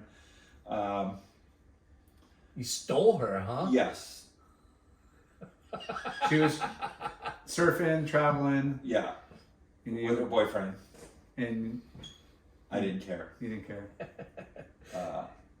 And So rad. I was just determined. Yeah. And so whenever she was home, she would call me or I'd call her. Because I was traveling around, going to Japan. I was traveling around stuff now. Windsurfing, I was trying to be a pro windsurfer. So I'm traveling around riding big surf. I'm on my windsurfer everywhere. So as you were growing the business, you were trying to be a Yes. pro Yes. windsurfer. Okay. Yes. And were you a pro windsurfer? Yeah, but not at any level that would. I was never Robbie Nash. Okay. I didn't have the time or the money. But I loved doing it. So I traveled all over doing it. Really? Yeah. All over the world. Yeah, was all over the South Pacific and Japan and other places. Wow. I know. This summer learning shit. That's what's awesome about this. And so whenever I would get back in town, I would try to get a hold of Missy or she'd try to get a hold of me. And so we would end up getting together and go to all the dance clubs, right? The Red Onion. The Shit. All the hot spots that were happening in those days. Yeah. Chester Drawers and. Mazzotti's. Yeah, and the Crazy Borough. the day she broke up with that guy. You're on it. So hard. Scott. I was not giving up. Were you the shoulder she came rescue? Yeah. So you're saying there's a chance. Totally. A chance in a million. Yeah. Right? But I just wasn't giving up. And so what I did is I would go to her house every day and play horseshoes with her dad and her brothers. Because I figured I got to get in somehow. Yeah. And so... See how much your family loves me? Yeah. I became very good friends with her dad and stuff. And so it was like, hey, can I date your daughter? He was like, please do. Last boyfriend's a jerk. Yeah. And so that's how we got That's together. awesome. And if the business is 40 years, you guys have been together, how long did you say? 38. 38. So Yeah. right when you're kicking the business, you're back home, Business is blowing doing up. great. Yeah. Wow. And my dad always said, don't get married till you can afford a wife. And so it's like, okay, I can afford one. Yeah. Well, And so we went to Maui to go windsurfing. And she didn't know how to windsurf yet. And I had bought a ring and everything. I had it planned. Hukipa. Yeah. And every day after windsurfing and everything, we'd go back to the house and I would freaking hair out and I wouldn't ask her. And I would hide the ring. On the last day, the last night there, we had gone to one of the Mexican bars and drank too much tequila, and I got up enough nerve to ask liquid her. courage. I think we were wrestling on the front lawn of the place, and she was beating the crap out of me. And I asked her to marry me, and she said yes, which I totally didn't think was going to happen. Really? So that How was long your will you get? that was why you're holding off. You're not just super nervous, but yeah, you're nervous, but you're also thinking that she might not say Exactly. yes. How long were you guys? We were more like best friends. How long were you guys together before you asked her? Well, we were probably best friends for about 2 years. And then started hooking up. Yeah. Yeah. Yeah. And No, then we never dated really till, yeah. But when you went to Maui, We were still pretty much just really good friends. wow. Yeah, like she bought her own ticket. But it was just you two. Yeah, Okay. yeah. Well, you. No, we you- weren't hooking up. No. No. No. That is epic. Missy was not that kind of girl. God bless her. Yeah. Dude, that's You need to crazy. be serious. Yeah, if you want some of this. It's no wonder you Yeah. kept putting it off. Yeah. Yeah. So, You're So super. you guys weren't even intimate yet. You're old Not school. really, no. You're old school traditional right Yeah. there. yeah. And did And you ask the dad? chivalry though? is Yeah, of dead. course. You told the dad. Of course, yes. I asked him first. Yeah, you gotta ask permission. And so she said yes. And so, we had a great evening, and we just You didn't extend we were the trip? totally in love. And I couldn't find the ring. No. You've taken it out and put it back so many So many times you times I don't know couldn't where find it. Could not find the freaking ring. Oh my god. I think she thinks I didn't even really buy one, right? And so We're getting finally. It's like our plane's leaving the next day. It's like I can't find it. Did you Still- think you left it in And the this was room? every penny I had. I spent on this freaking ring. Yeah. It's like $5,000. It was Back then, that was a lot of money. right. It's a lot of money now. I'm like, well, we gotta go. Yeah. We're gonna miss our flight. And so, as I'm going out the front door, I reach over, and the little rim that's at the top of the door jamb. I find it. It's right there.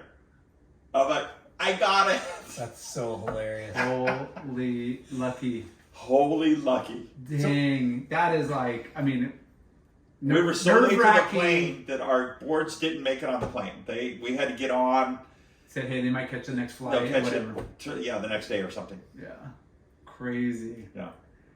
Just think if that ring was still there right now. I know. So, okay, did you already have a thriving in-flight surf Yes. sale? Yes. So that shit Yes, was it already going on. thriving, doing amazing. You're a single successful guy. Yeah. Boom. Okay. Yeah. Yeah. Okay. And Trying then, to be a pro. Did you already buy the building?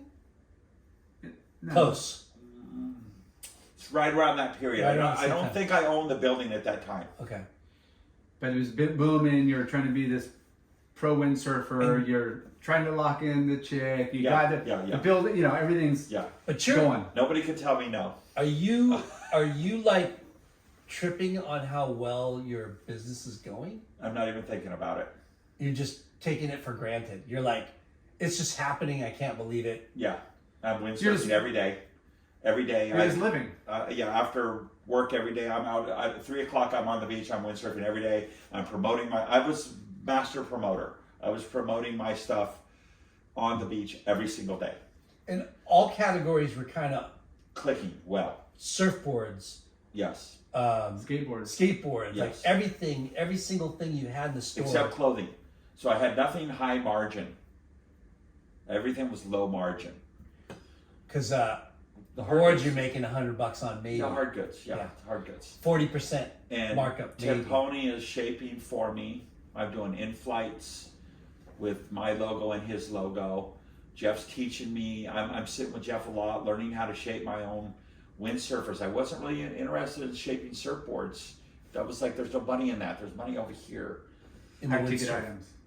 Yeah, so I was really focused, and I was really into the hydrodynamics behind the Windsurfing. windsurfers, the fins, and the aerodynamics behind the sails. I really geek out on that kind of stuff. So all my friends that know me understand what a geek I am with that kind of stuff. So tell us about the difference between shaping a windsurfer and a surfboard. Because it looks like they're on kind of, like you said, like a mini gun, but with more foam, thicker, wider. Yeah, the basic outline, and we were using big wave gun templates. Okay, we were building big surfboards in the beginning, but a lot thicker. but a lot thicker Yeah. and a lot wider. You know, just a blown up version. And then over the years, of course, we realized, wait, we don't want tail rocker. What are we doing? We want to go fast. So we started taking the tail rocker out and just, the Just a rails little were flip up changing. nose, but flat.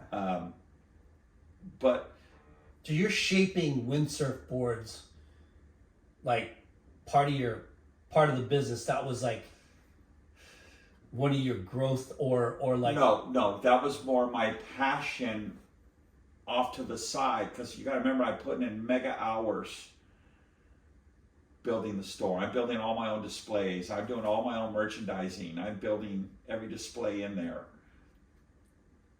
I'm running my shop. I'm surfing in the morning. I'm skating. I'm doing everything. Racing motorcycles. I'm doing everything I can Yeah, do. we didn't even get to that yet, Yeah. too. And I'm doing all Adrenaline this at the junkie same guy over time. yeah, Uh, like real men. It's amazing And how much so- you could do when you don't have kids yet. So yeah, right.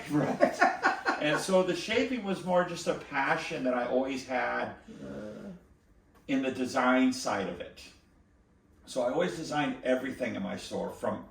I had Timponi, and Timponi moved to Maui, and I started working a lot with Joe Blair, and me and Joe Blair became best friends. I still consider us best friends today. And Joe came from Dick Brewer. He was Schaefer Brewer forever. Wow. Quick story. I just had a girl walk in my store this week with a Dick Brewer from her dad's from like 1974 that her dad bought brand new in Hawaii. and it said Joe Blair Hawaii on it. No way. Like, oh my God, Joe, I gotta get a that? picture. And I took a picture and sent it to him this week. That's so awesome. And I'll take But that off your hands. Just to get off that. So that's where Joe's his lineage came from. So I was like, man, I got a master here that works with me. And so he loved windsurfing. So we just all went down this rabbit hole for years of building and designing the best windsurf stuff we could build. I was doing all the vacuum bagging. I was building the rocker tables, building the vacuum bag tables, building all the vacuum bag systems, because nobody was doing any of that. The only thing that vacuum bag in those days was aerospace. And this is for epoxy, like windsurfers, because anything else, Clark foam was way too heavy. Polystyrofoam wasn't near strong enough, so we had to find a way to make them light and strong.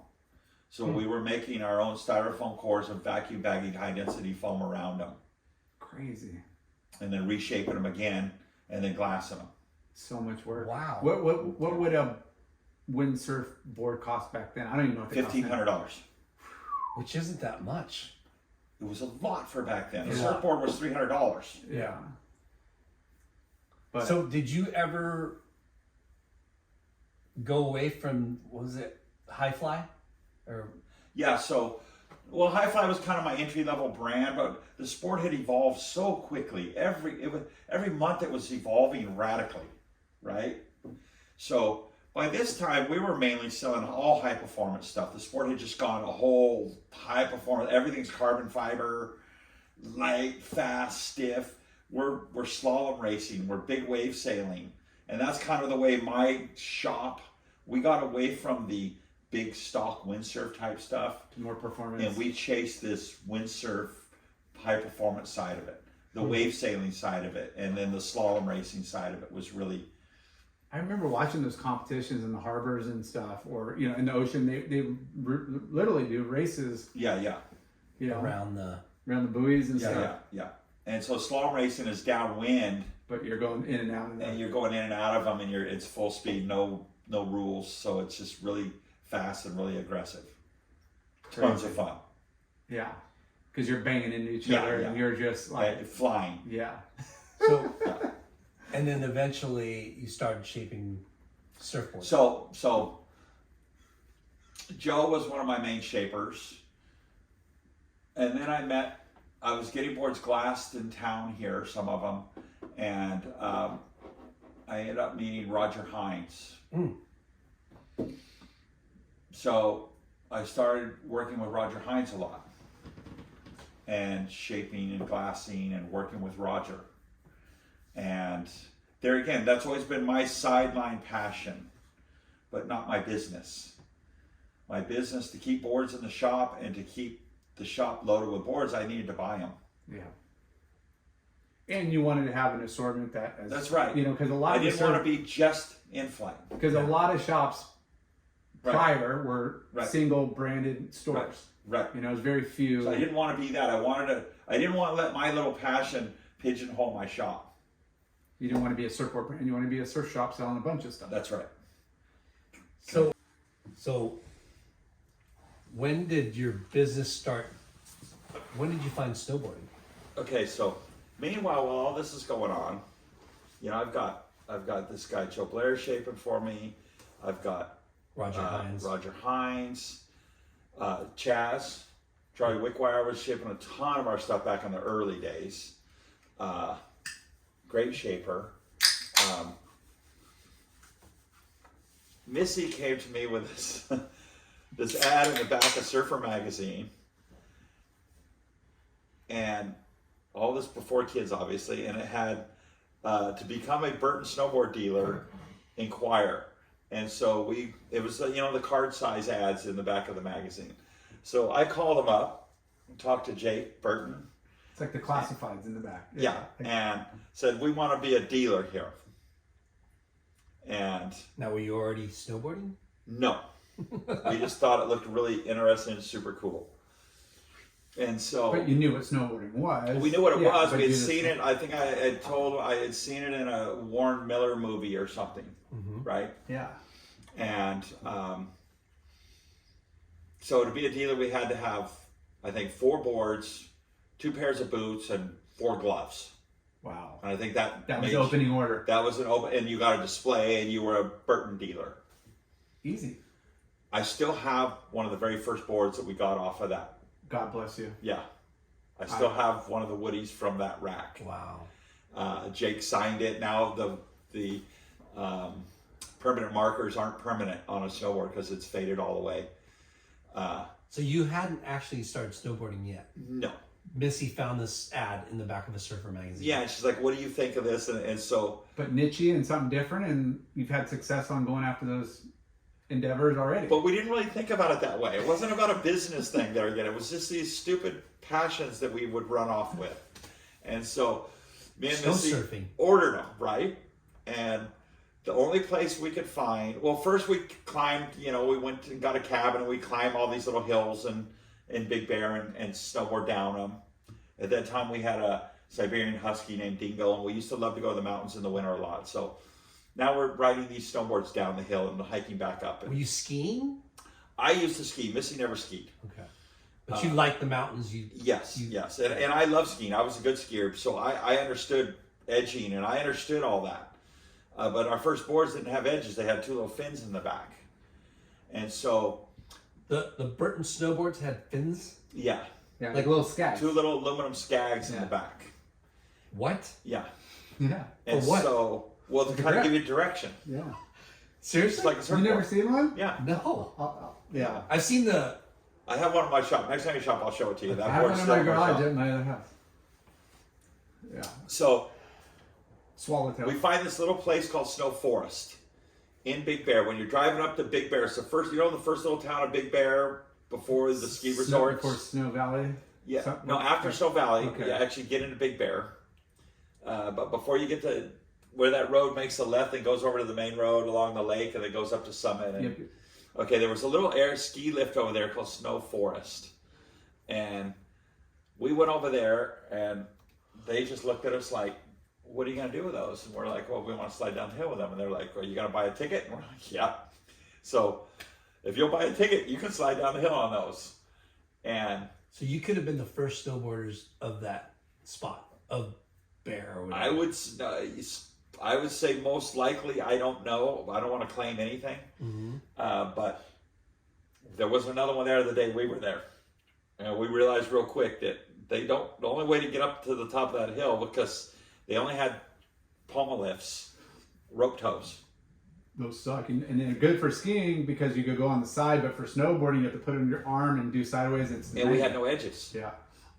So I learned how to lean back and hang on that little fin and get it to stand straight. up all the way up. Missy couldn't figure that out, so she would just lay on her belly and hold on to the thing and pull her all the way up the hill on her belly. And she's in jeans, they're frozen solid, right? Yeah, because there wasn't all the technical outerwear No, or it didn't. gloves or I was a goggles. skier, so I had my Rafi Gore-Tex. I had the stuff. Missy had jeans that we sprayed with Scotch Guard. Yeah, jeans and a freaking Right. And we wore Vest. Sorel's snow boots. And did that have bindings? Not really, no. It was just like a strap over the top of your foot. You slid flat. Yeah. Yeah. No back. No Like back. water ski? in. Yeah, more like early Bindings. water ski type stuff. Yeah. And then a rope in the front to kind of control. And but there was moments of brilliance. Each one of us, we would get, all of a sudden we could edge this thing and then turn it and then we could jump it, and it was like, wow, this is cool. This is your first time doing it. Yeah, well, really doing it like on a mountain on a resort. Not just walking up and Not getting just time. walking up and coming down little hills, but actually going on a bigger hill and sliding How many down. times did you do that experimental walk up the cliff? Oh, probably a whole winter. And it was good enough. It was fun, but not till we came down Snow Forest and did that first run did we realize the possibility of it. So, did you become a dealer right off the bat without trying it first? Yes, Okay. So you just thought, fuck it, we're gonna do this. We're gonna be a snowboard We're gonna do dealer this. too. Yes. And you tried it a bunch of times. Fun, but not like great. It's a lot of work And then- just walking and up then- and going down a little hill. Yeah. And then this place let you slide down the hill with it. And it was, We had moments of brilliance where we were absolutely hooked. And you're not. that's We're pretty eating cool. shit. Okay, we're eating shit. Because you're going so much faster. Well, and there's just no control. We're getting slammed this way, slammed that way. But Yeah. And hiking off the not a ski resort, it's bumpy and it's mostly powdered, choppy and whatever. Now you're on like a groomed run. you're picking up speed. You're going fast. And so a year had gone by, and Burton would get their catalog with their new stuff, and their new stuff has steel edges on it. So of course we're buying that. So we bought that, and How many boards did you sell the first year? Winter. we didn't sell any. You just got the 4. And you then guys all got used. one. Yeah. Yeah, it was my buddies. We all bought them, and yeah. So the first year was just an experimental. Exactly. Yeah, we wore the boots that we bought. Okay, what size are you? What size are you? Okay, Because let's I'm sure get people those. are walking in like, what the hell is this? Like, Yeah. you didn't have any Like interest. you were at the ground level before there was a business Absolutely. of snowboarding. Absolutely. Can you imagine Jake Burton and then Raggata? Answer We the got phone. a fucking sucker buying this shit. Exactly. Like, in California, what are they going to do with it? yeah, it's Southern California. Yeah, sure. Yeah. But there was him and another guy named Schmitty they were so cool to us, and they were windsurfers. So I totally we jibed instantly. Yeah. They knew you were legit. Like, They literally would come out in the summer and windsurf with me, and we would go to the local ski resorts and try to convince them to let us snowboard on them. that's right. What about Tom Sims? Was he in the Okay, picture? Tom's already doing his thing here, but I don't know him yet. I'm not really hooked up with him yet. He wasn't putting ads. He was like kind of like grassroots, little underground. Who was doing it first? You would have to argue with those guys about that. Okay. There's another guy- Simultaneously? Yes, maybe? there's another. I think it was more of an East Coast, West Coast thing that was just happening, and it just came together as this crazy sport we have. Okay. I don't think it was, this guy Chucky Barfoot was just right there in That's the middle of another- all of them. His name was Barfoot? Yeah, Chucky Barfoot. And Barfoot Snowboards. Yes. Great Wow. dude, super great dude also. But there again, total hippies. They weren't business people. They were just passionate about what they did. Yeah. But so these edges we ride boards with edges. And that created the... Then all of a sudden, grip. me and Missy are like, "Wow, Night and day performance. this is crazy." And we're learning. I'm learning because I knew how to ski. I knew edging. Missy didn't, so I'm teaching her. Was that the first year, That's our second year. second year that they added the edges, the metal edges? Okay. Yes. And The missing and we're ingredient. going to Snow Forest, and we were going to what's it called, Gold Mine. There was another little one around, another little ski resort up in Big Bear area that would let us do it there also. Gold Mine, I think it was called. And so we would go there, and we're learning to do this. Meanwhile, I'm selling North Sails windsurfing. That's my big brand. The shop's still focused 100% on windsurf and surf and skate, because that's where our business is. Inflight Surf and Sail. Right. And so my biggest dealer was North Sails. I sold a ton of North Sails, booms, mast bases, all that stuff. Well, they started carrying this little company called GNU. Snowboards. Yeah. It was Mike Olson and Peter Sari. Okay. Also windsurfers and Waterman. yeah. They were making surfboards before they started. Yeah, these guys are crazy. Yeah. So Canoe. And they're good crazy. So, oh yeah, they're sweethearts. But like me, their minds are turning all the time on how can we make this better? How can we build this? And they're so far remote and squim, like Washington, like out of the wheelhouse of action sports. So I go up to the gorge, and I'm windsurfing the gorge in the summertime, and so these guys are. Their factory is there up at the gorge, but they're out towards Mount Hood. And Mount Hood is a big ice, like a glacier that stays all year round. You can in the middle of summer you can go snowboarding or skiing at that time. There was no snowboarding. So I go hook up with these guys, and I buy a race room from them.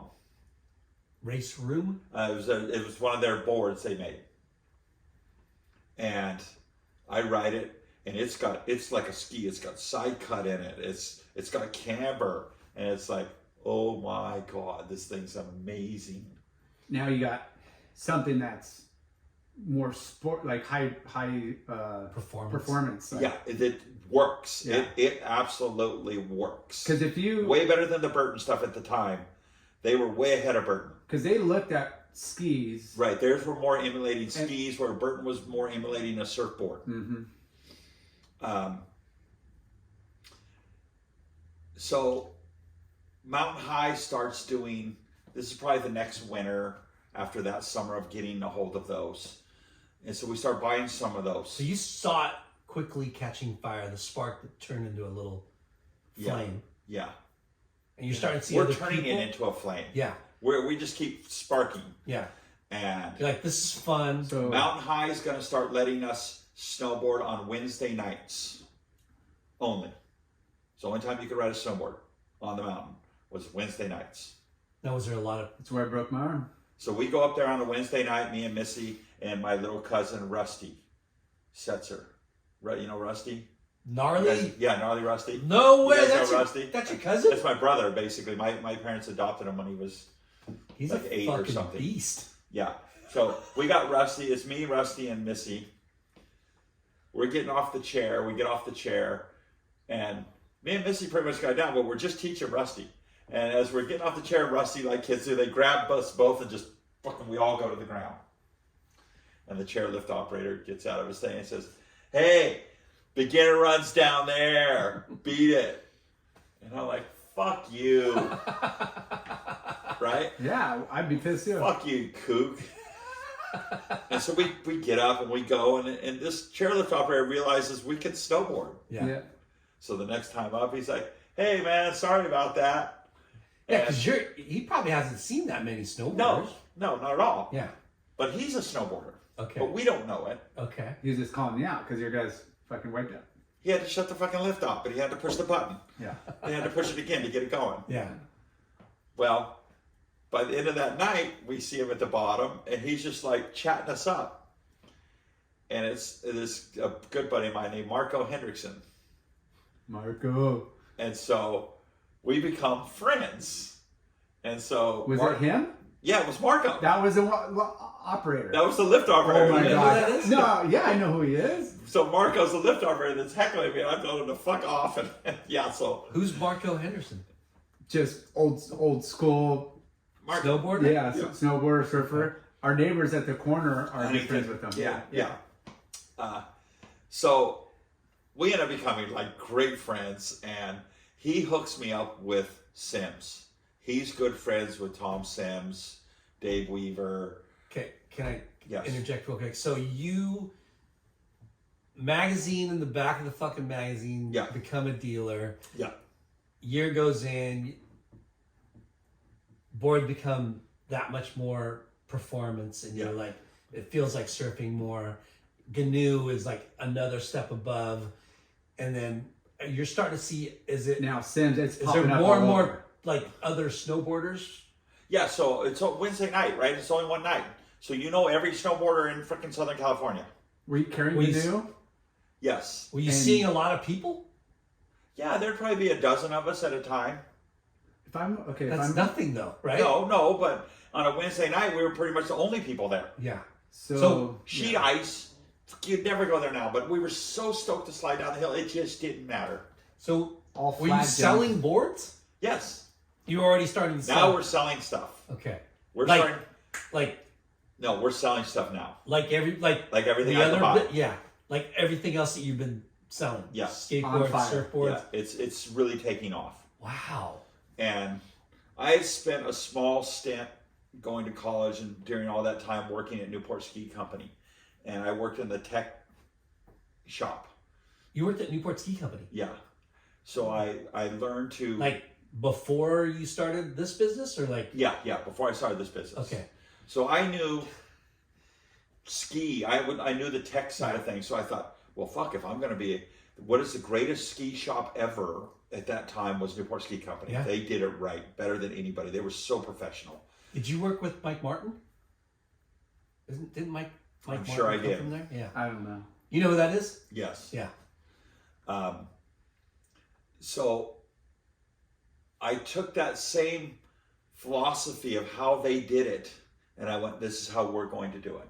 If we're going to do snow, we're going to do it like this. We're going to build them, we're going to tune them, we're going to fix them, we're going to fit them, and we're going to make things better. And that's what we did. Yeah. Literally, the only snowboard boots we had were Sorels, Which were not. which is a snow boot with a felt liner. Yeah. Yeah. It's more of like a after ski boot. yeah. Yeah, so what I did is I would go to Newport Ski Company and get all their old bladders, because every year, every 2 years, they would keep the shell for their rental boots, ski boots, and they would take the inner bladder out and throw them all away and put all new bladders inside of all of them. I would take the trash cans of bladders back to my shop. I would spray them all really good with Lysol and air them out the best I could. I would fit them to whatever size they fit, and I had a formula that I had worked out of what Sorel, so I would buy Sorels from Sorel. I would fit these boots. For rental. No, I'm No. selling them Selling them. because there's no snowboard boots yet. Wow. I'm making snowboard boots. What was Burton selling? They had it was like a Sorel, Yeah. Okay, their own version. but it's their own version, but it just didn't have the lace-up bladder like the ski boots had.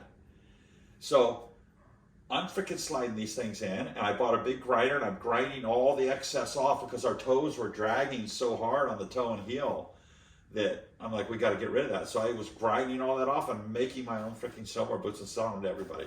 I had everybody coming to me for boots. You customized Sorel boots for snowboard. I made snowboard boots out of Sorels and old ski bladders. Look at this guy. I know. This is a DIY. This is a lesson in taking the bull by the fucking horns and creating a niche. I mean, here he is. He's riding. He's snowboarding and riding and seeing limitations on like what you have. Yeah, Right. you're like, It's how the do I? R&D Right. and implementing the learnings into his own And business. probably it's really hard to get just seasonal in season like new stuff. You know. Yeah. So But we got to back up just a tad. And you got to remember, we keep saying me, I. It's not really me. I'm doing those things, but meanwhile, the shop's growing massively and cranking, and yeah, I mean, while I'm doing my tinkering and my Yeah. little things, the shop's expanding, like just cranking. And so I don't want to sit here and take credit for all that. That was Tom Winchell was a huge part of that. Tom and Missy were brilliant at everything I did. They could sell it. So when did Tom come on board? He came on board late 80s when he was riding Chaz surfboards. He got me into Chaz. He started bringing the Chazes into the shop. He was my main surfboard salesman. He was my surfboard guy. You know, he could sell the Tim Ponies. He was there before snowboarding became a Yeah. category. Yes. Okay. And that's why I wanted to back up, because it's like, wait, I'm taking all this credit for building the shop. But no, we know you have These you people got a team built and this thing, and I just, they followed me with these crazy passions I had. And so Tom is like Tom. When he's into one sport, he's into one sport. And me and Missy kept telling him about this snowboard thing. You got to come with us. You got to come with us.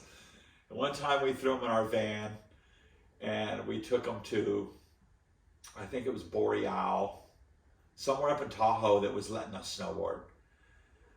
And fucking Tom was hooked.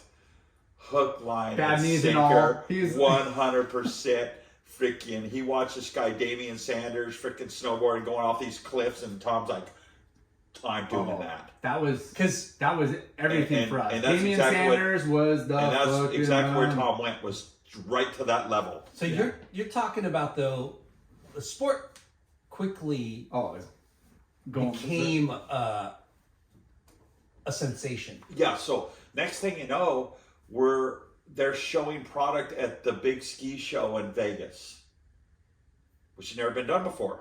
the Magic or The another big ski show, Oh, SIA, it was SIA. SIA giant yeah. ski show. All of a sudden, they're going to have snowboard people in there. And we're like, wow, we get to go to show and look at new stuff that's going on all over.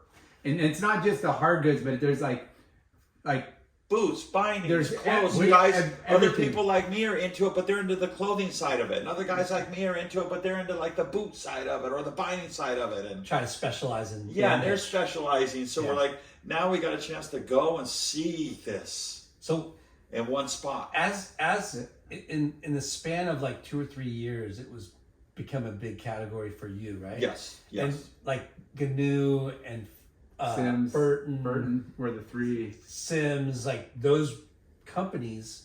Were our major And lifeline. when you started going, okay,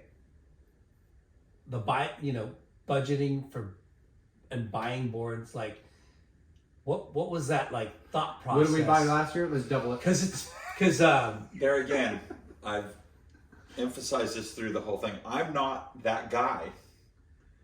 I'm the guy that just fucking buys it and then I'm going to sell it. yeah. I don't think about, here's my budget. Here's Yeah. and did it get me in trouble? Lots of times. If it wasn't for Missy, I would not be here. So Okay.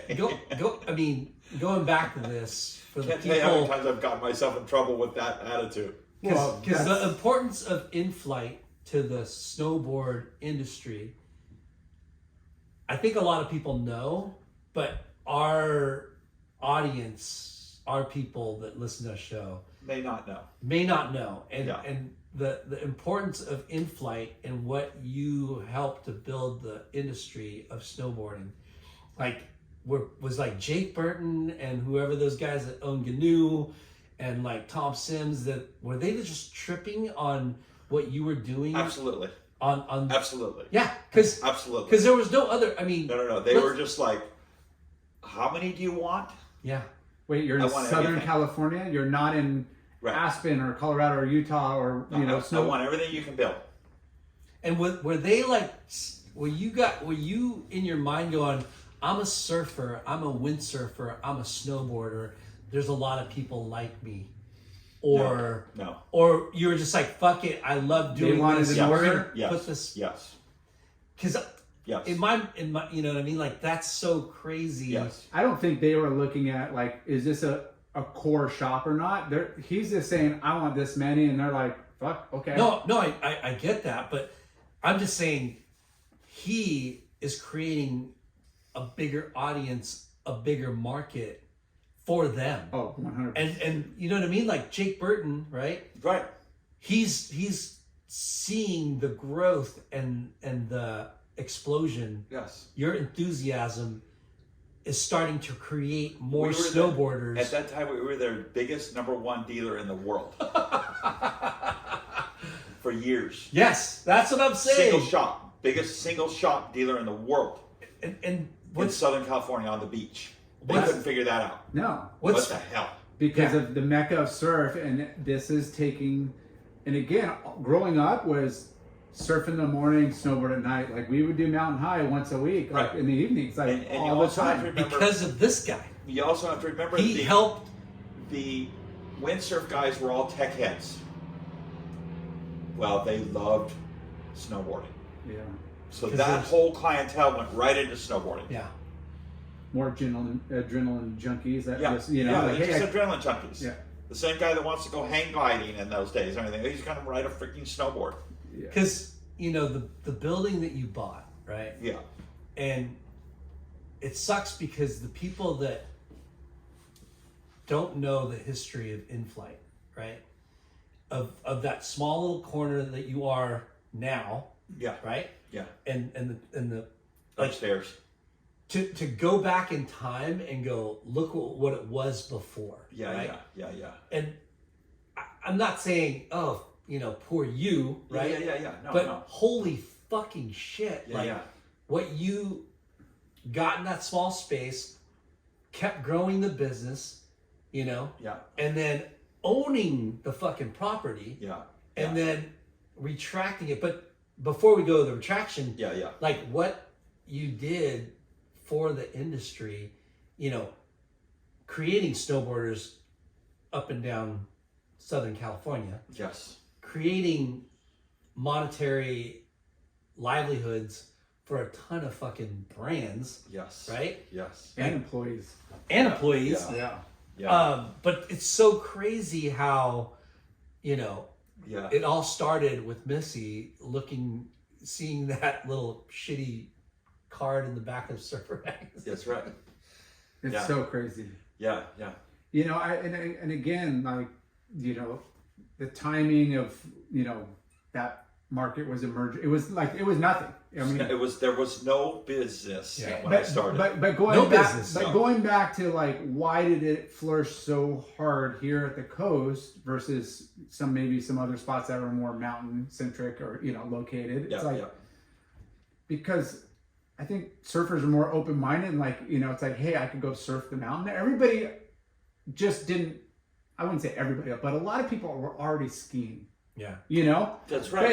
But in skateboarding and surfing and be Yes, like, and then yes. it just me like, wait, this is kind of like, you know, I could go regular foot and goof, you know, like it just made sense. Like, I'm gonna go do that. What do you mean? It's the sideways stance. But if you were a ski town, it made no sense at all. No. These are all skiers. No, that's why Okay, the we're coast, locked in. Yeah. Yeah. But on right here, especially Orange County, is such a mecca of new sports. Yeah. Orange County people are just freaking, let's go do it. Yeah. It's outdoors and It's it's the risky. sideways stance that And connects. that's what made sense to me, Yeah. and I think so many people here in Southern California. And I think it's not, did Scott make this big snowboard industry? No. I think Southern California was the huge thing that made snowboarding what it is today. It's really the Southern California people. It Yeah. just goes That made to it. like the mountains where you could and couldn't snowboard. Like Mountain High was our go-to before Mammoth even accepted snowboarders. Yeah. You know, so it was like, Well, Mammoth wouldn't even let us near it. but that's like again like a mountain resort closer to the coast that kind of had that demand and that people, and then it kind of started going inland, you know, farther and farther. But And then we got to Snow Valley and Big Bear. Once we got to Snow Valley, all of a sudden we were filling Snow Valley with snowboarders. And Snow Summit went, wait a minute, yeah, we want some of that business. And they came down and made a deal with me to frickin' bring my snowboard team. They would sponsor us, and we would go up there once a week and practice and bring that business to Snow Summit. And so we would put on some big events at Summit. and they also like would, I don't know if you did this. Did you guys rent like buses and stuff and shuttle people? We were probably the first people to do that. That's for what I was saying, snowboarding. like, yeah, it was called because- the Blue Angels, and they met in front of our shop Yes. and took all the kids to the mountain. And Dude. Missy was the chaperone, and Were you guys just tripping on what this little monster? no, How big we it- were having kids. The shop was cranking. I had great employees. I had this girl I gotta mention, Lori Bassett. Oh You God, guys probably know Lori. she's my neighbor, bro. Lori's your neighbor, okay? Yeah. Lori's been with me since the very beginning, Yeah. since I opened. Her mom came into my shop and said, "This is my daughter. She's turning 16. She needs to pay for her Car insurance on her car. She needs a job." And she likes everything you guys are doing. And if you know Lori's mom, you don't say no. I said, okay. And Lori had a job. And Lori went on to become my manager. Lori ran the I place. forget that. I forget. Why she was- why Missy was having kids, Missy had to step out, and she was more of a stay-at-home mom for years and raised the kids. Lori did the hard day-to-day work in there, and she would come in at night and Missy's a master merchandiser. So once the kids would go to bed, she'd come down and work till midnight freaking merchandising. And It's so important. yeah.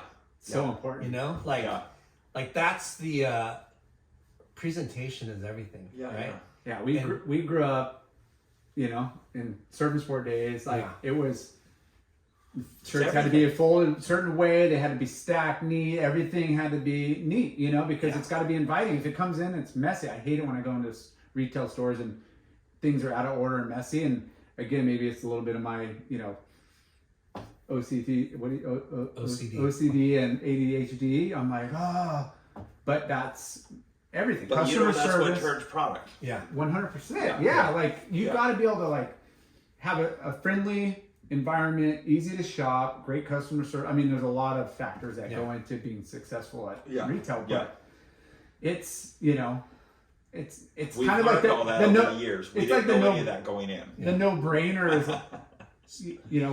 keeping it organized and clean. Like we gotta dust everything, make sure there's no dust on top of stuff. You got time to lean, you got time to clean. Yeah. but merchandise, you got if you got reoccurring customers coming in, your regulars and stuff, and you want to, if they're so familiar with just going to that one spot, that one thing, They get bored with it. They get bored and they don't even see everything else. And You gotta keep it fresh, you gotta keep it relevant. Keep it moving. Like, hey, what happened to that? Oh yeah, we moved it over here. We got this new stuff, and they're like, just the more you can keep them in store. Yeah. You gotta move things around to keep it new and fresh. And what do you mean that's been in there? That's been there 3 months, and they just think it's like the hottest new thing. It's like, whoa, is this new? Yep, it sure is. Well, a good story to that is when our kids were real little and starting to grow up, me and Missy used to buy Disneyland passes for the whole family. And we would let them just go, and we would sit there and just watch a retail location, watch stuff sell out of it. And it just blew my mind how at Disneyland, because those are master merchandisers. Yeah, master. Okay. And I thought, if I'm going to learn this is a place to learn it. And so we would go to like say. That's so funny, dude. You find the now secrets and just latch onto it. Well, now he has kids. He's going to Disneyland. And he sees like, okay, they're funneling out of the ride right into this, right out, right at Right. And so we were sitting in Pirates of the Caribbean, and I'm sitting there and I'm watching. They have all these little like rubber band guns, right? And I'm sitting here and I'm watching the. No, I'm sorry. It was Tom Sawyer's Island. It was Tom Sawyer's Island, and we were just sitting watching while the kids would go nuts. And this rubber band gun, I remember they were on one display, and everybody would just walk right by it. And they were on another display, the exact same items, over here, and every kid would go and miss those and go right to that one. Wow. And I went, why? What a trip. Yeah. You're seeing two of the exact same products, but they're going buy one. But merchandise differently, and I realized every time they walk in that door, they look to the right. Every single person that walks in, he looks to the right. Wow. And I went, okay. There's something. When you walk in, you've got that's where you've got to have your product that's going to sell. We got to move the door to the far left of the door. Right. So once I figured that out, me and Missy would go there all the time and just watch how they would merchandise and display things. Gosh. And so I really got into, in my back shop back there, where my shaping bay was and everything. Sometimes my shaping bay was always something. It would be turned into a woodworking area for a while. It would be turned into a vacuum bag place for a while. It was always one of my freaking passions I was going. So then I just got into crazy woodworking and building all these crazy displays in my store and fixtures for the store. Yeah. I could build walls with the recessed freaking standards and all that. I learned how to do all that. Yeah. Yeah. I mean, because I never could afford to pay someone to come do the inside of my store, so I just did it all myself. Weren't you guys kind of like a Quicksilver Board Riders Club? The first one. You're going to say the first one? I'm going to say the first one. Wow, okay. There again, that was Bob and Danny's idea. They came, first one ever? Yes, I'm going to say first one ever. Okay. I don't know of one before me. So tell us what year you think that was. Oh my gosh. And what did that mean? It had to be like 91. I told you I didn't do very good in school. It had to be early 90s. Yeah. Okay, so how'd that transpire? Okay, so we were selling tons of Quicksilver. Tons of Quicksilver snow. Okay. Aren't you glad I brought this up? My rep. I can't believe my rep you brought was it up. pretty awesome. Who was the Willie rep? Morris was my rep. Willie Morris. R.I.P. legend. And so Willie comes in and he's like, "Hey, the guys, they want to talk to you. They got a fucking idea." So I went in there and I'm talking to them and they're telling me what they want to do. And I'm the first one, so there's no guidelines yet of how this board rider's got to work. So I'm like, well, I don't want to lose my name Inflight. I don't want to, you know, I'll be a Quicksilver Board Rider Club, but I'm going to be Inflight. Yeah, it's got to be a shop in shop, not a full store. Right. And so, here comes frickin' Peter Schroff and his drawings and his no hair dog, and he showed me all these freaking renderings. He loved Peter. And I've known Peter since the 54th Street days. I went to Todos with Peter on a fucking trip, which was a whole nother fucking story. But we had him on the podcast. Yeah, so you know. So love Peter. Yeah. And so, but you know, he's like the crazy Crazy, artist. eccentric. He's really artistic, and he's really like we can't even think his way. Yeah. And so I kind of let Peter just go with it. Nice.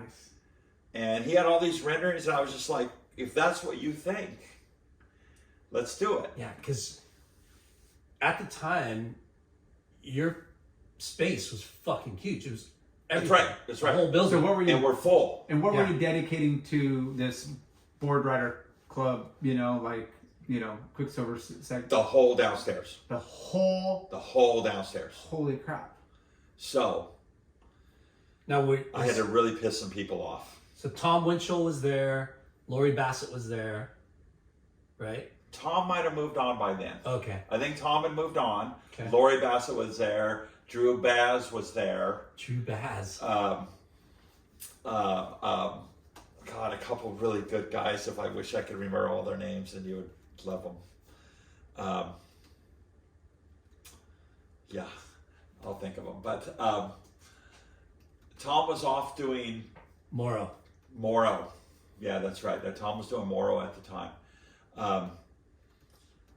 And so we did the whole downstairs, but okay, so part of the deal was I had to get rid of Billabong. I had to get rid of Stussy. I had to get rid of these big brands that were good for me and good people, and we all did good business for a long time. So that was part of the deal. To turn it into Quicksilver Board Rider. Just the downstairs. Just the downstairs. And what were you going to do upstairs? Well, upstairs was still my snow room, windsurf room, surf room. So that was still us. And you could still sell other boards.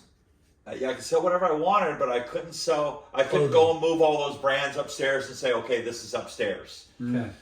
Okay, so what did I get? What was the trade-off? Okay, well, they're going to completely redo the inside of my store with this bitch and renderings that Peter had come up with. I don't know if he drew them or who drew them, but they were just bitching, and I knew I could never afford to do that. And nobody else was. This is way before anybody was paying to do build-outs in people's stores. Nobody was doing that yet. This is probably, one of the first ventures So into it. I was like, fuck. And it was the gnarly killer wood. Oh, it was the killer It was wood. all the tiki. Dude, the whole all the floor hula. was like grass mat, Yeah. which they had to change out after a year because we wore right through it in a year. Yeah, it was like the rattan looking. Yeah, it was like so grass. dusty. It Yeah. just made a dust. It was a nightmare, but it was. I mean, the bitchin'. busier the store, the more fucking. Yeah. But it had all the little cubbies everywhere. All little cubbies, all It the was- trinkets. all the Freaking trinkets. Peter showed up with vans of trinkets full. Steve Jones too, right? Steve Jones, that's right. It was Peter and Steve Jones. That's right. I forgot about Steve. and- That's right. And gloss boards on the columns. Oh and, man, we had taken the Lava lamps.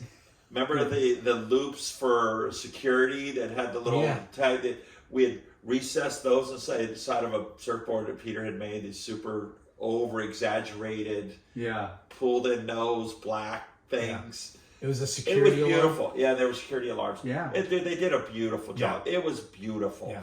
So you had to kick everybody out. Yes. All brands. I made a lot of enemies. Yeah. And Because they didn't understand it. They didn't understand it. They didn't look at it like, oh, this is just a guy. They look at it, they're fucking kicking me out. And it's like, It wasn't like that at all. Yeah. I think there's some reps to this day hate me. It was definitely, you know what? it was a big risk on your end. Yeah. And you know, it was something new and different, and that's been your MO from the beginning. It's like, Yeah, and Willie was one of my favorite reps at the time. Now we are, right? Can we just interject just that Quicksilver logo? So like, this is a surf brand, Mountain and Wave. Yeah. Yes. You know, It's perfect for snowboarding and well, surfing. that's what I'm getting at. Is like, Yeah. there was snowboarding, skiing. I don't care anything to do with snow outside of that was not even on their radar or blip or nothing. But the fact that they, you know, got on that trend, the first surf brand to really get into Ski. winter sport. The Aussie guys had it down. And they, you know, and how it resonated with the logo, their messaging, mountain wave and snow is just like, And snowboarding just happened to come into this. And they had- and their logo and them being a surf company and their marketing genius. and their like, marketing genius they was brilliant. yeah, it's crazy. And it's crazy they've let it get away from them at this point. Yeah, I just, it's baffling that, you know, here Quicksilver started in early 72, 70, and here we are 15, almost 20 years later, and now like, wow, the mountain surf logo, Wave and Mountain, It's perfect. It's perfect. Yeah. It's crazy. Yeah. It's crazy how great it was for snowboarding and surfing, but also for Roxy. Oh, Yeah. Oh yeah. The heart. Like Yeah. how did that? Like they just talking about getting luck see, or timing. sometimes whatever. they're just the timing just works. Yeah. Like, oh, look at this. So And you know, you say, was it Bob? You know, Bob's right, but it's like it's not just Bob. It's not me. It's all the people that Yeah. we just brought around us. It's yeah. Randy Hill, It's all the Peter Schroff. collaborating. It's the people that you brought into your clan that Yeah. makes it all happen. So you pissed off a lot of people. Yeah, You so got the pissed off a lot store, of people. and then what happens? It went well for a while, but the whole thing hadn't been worked out yet. The whole board rider thing was new. They were starting to build them all over. Yeah. All of a sudden, I had all these people that I didn't deal with any of these people. They didn't even work there when I started as a board rider. I just dealt with Bob and Danny and Willie. That was my whole board rider connection. And you got all these people And coming. they have a whole group of people that are running board riders. Yeah. And Bob and all these guys are too busy to deal with me. And all of a sudden I have these people coming to my start telling me What to do. what I'm going to carry, who I'm going to carry, and how this is all going to work. And And that's when you say, that's when I said, we you don't have don't any do what you tell contract. me. We never signed we had no contract of any sort. This How was many just years? a bro deal. 3 years, 4, 5 Yeah, years. probably 3 years. 3 years in. And how much do you think they spent on that build out? a lot. Yeah. But it was their model store. They brought to all the other ones they opened. Model after They brought to yours. my store, they looked at it, and then they would sell these franchises or whatever they were. I'm not Yeah. sure exactly what they were. They would sell them to these people, and they would open them all over. So Service Sport Main Street opens up in 91, Yeah, something like that. you know? And it was quickly It was a couple years. 92, 93. I can't remember. I graduated in exactly. 93 and I stopped working there, and it was there at least a year or two, Yeah. you know? They're Board Riders Club. Yeah. But I'm With just the like, fish tank and all Yeah. that. Yeah, They yeah. spent a mint. Yeah, so that came in after me. That So that was was the after first you. one, and then that was on. Then Aaron was mad because they didn't get it. Yeah. Right? Everybody was mad because their store didn't get it. But it wasn't that they picked me. It was just, here's a kind of an out of the way shop that we can, we're not on Tinker Main with. Street. yep. We can Tinker with the we can tinker with it. refine, We can learn what works and what doesn't, and then we take it big. Yeah. which is, it's crazy because it makes sense what you just said. Like, it's not on Main Street, but still, that's what you want. You Yeah, know, they wanted. you want it to be in the most The mecca. cornerstone. Sure, but they want it working first. Yeah. True. But I think though what you had was something different and special. Well, what we brought to the table that they didn't was the full package, the snow. Yeah, We that's were what I'm saying. carrying tons of their product. Yeah. Yeah, I think Surfsport dabbled in it like 2 seasons. Yeah, you yeah. know, think and they- And it never did it. Yeah. They just lost money with it. yeah. Bro, I was there when we did that. Yeah. When we did it for one fucking season, I think one, maybe 2. but Yogi one, yeah. Yogi Ibarra Yeah. taught because he likes snowboarding and Yeah. he talked Pi into doing it, and we half-assed it. We couldn't get bird, we couldn't get anything right, and Yeah. he bought the grinder, The grinder. and I think God, I'd love to get it. One time it he was called a me and flash asked me in if the I pan. wanted to buy that, and I'm like, no, that's okay. God, I wish I would have bought that. yeah. So Aaron, if you're out there, You still have it? still have it. I would like to buy that. so I'd like You to buy that. didn't buy any of the sports I'm ready to ones? buy the grind right now. so No. your business is morphed so many different. Yes. One time, Bob McKnight said to me,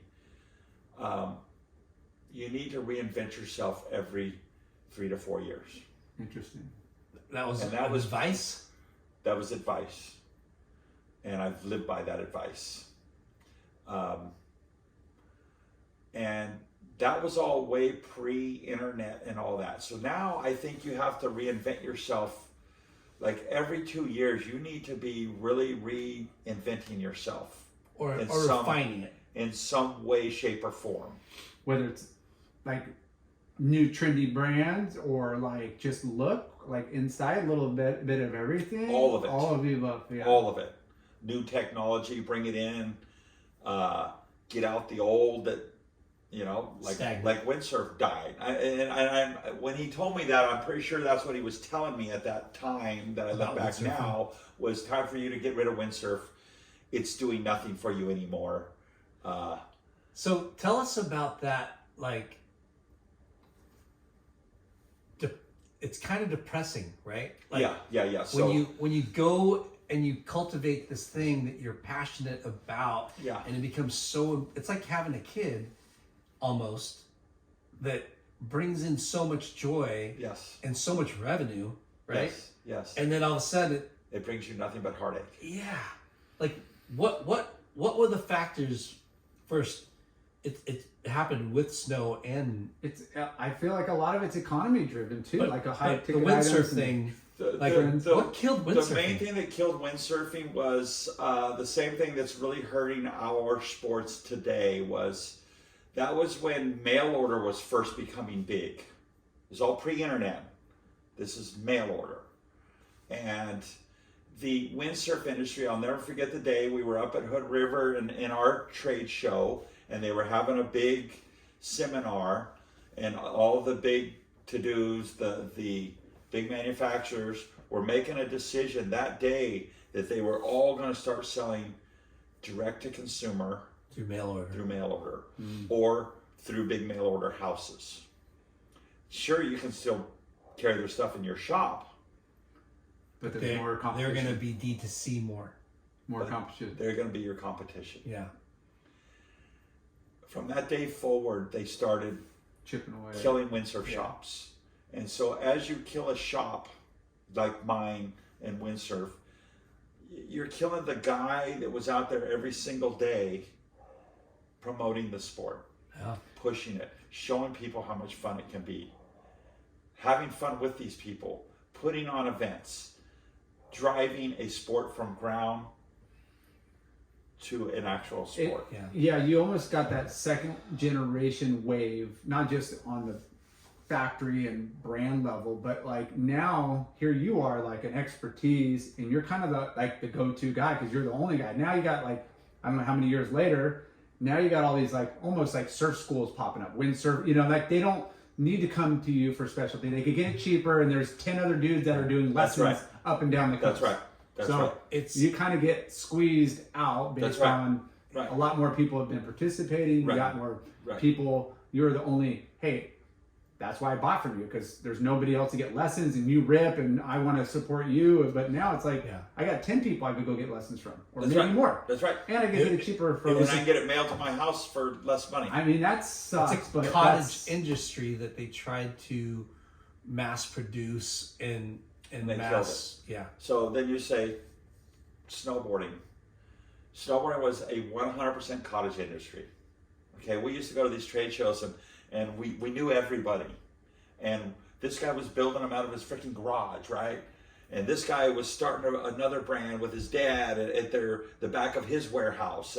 And you really knew everybody. And there's a lot of that in Huntington. Yeah. A lot of that. And that's what was happening. Hey. Yeah. What's up, bro? It's so frustrating, and I we talk about this a lot. It's like, why can't people just be disciplined?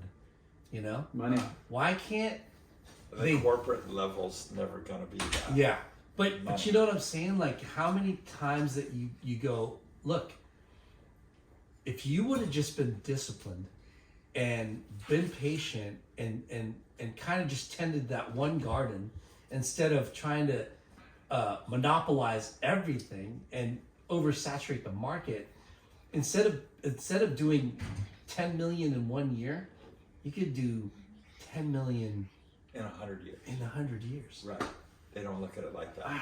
No, you're so right. It's so frustrating. But it's, on the flip side, you're on their end and like, I could do no wrong. It's that demand's there and it's a blow it out, That's Yeah, right. but- I'm not going to live that long, so but let's make our money. But Get how many disciplined, times yeah. do you see that happen? Over and over and over. Time and time. And then they mass produce. Yeah. They overproduce. Just like after the COVID years, how many people overproduced? Yeah.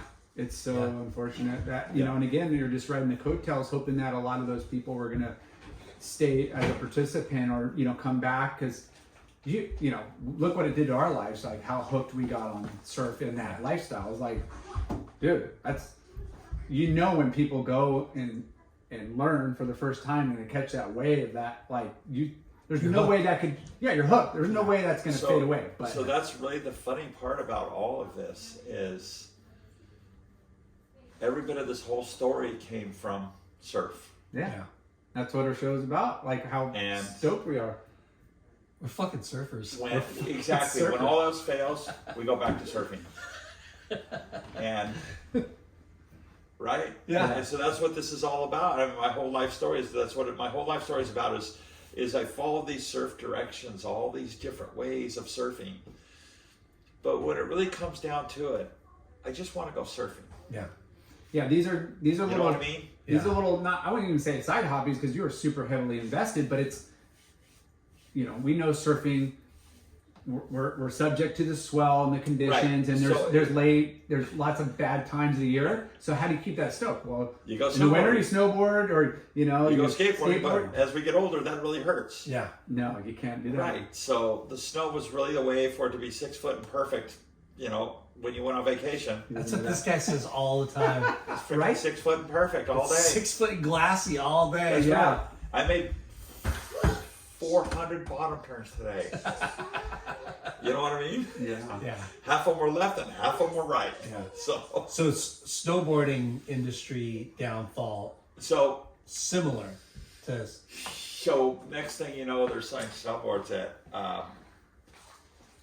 Big Five, Sports Chalet. Sports Chalet, the liquor store next door. Yeah. You know what I mean? It got so There's saturated. everybody possible is in the industry and they're selling it. Yeah. Well, All the ski manufacturers started buying up all the snowboard companies. Right? They bought up all of them. And they buried 90% of them and kept the ones they wanted to keep. keep it at bay. But make money. But yeah. Yeah. And the ski guys had no idea what made snowboarding in the first place. They never did get it, ever. And so they went with the ease of snowboarding. How easy can we make this for people? And so that's why they all went to the rocker and boards. It just really didn't work the way it was designed. But it made it to where anybody could get on it without breaking their wrist.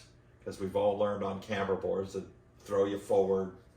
They'll catch an edge and throw you down hard. Well, that and at night and you can't really see the ice, unless you got Right. the glare. So they really dummied it down to when we were cranking, we had step-in bindings, our boards were state of the art, everything was, the Palmer boards were some of the best stuff that was coming out at that time.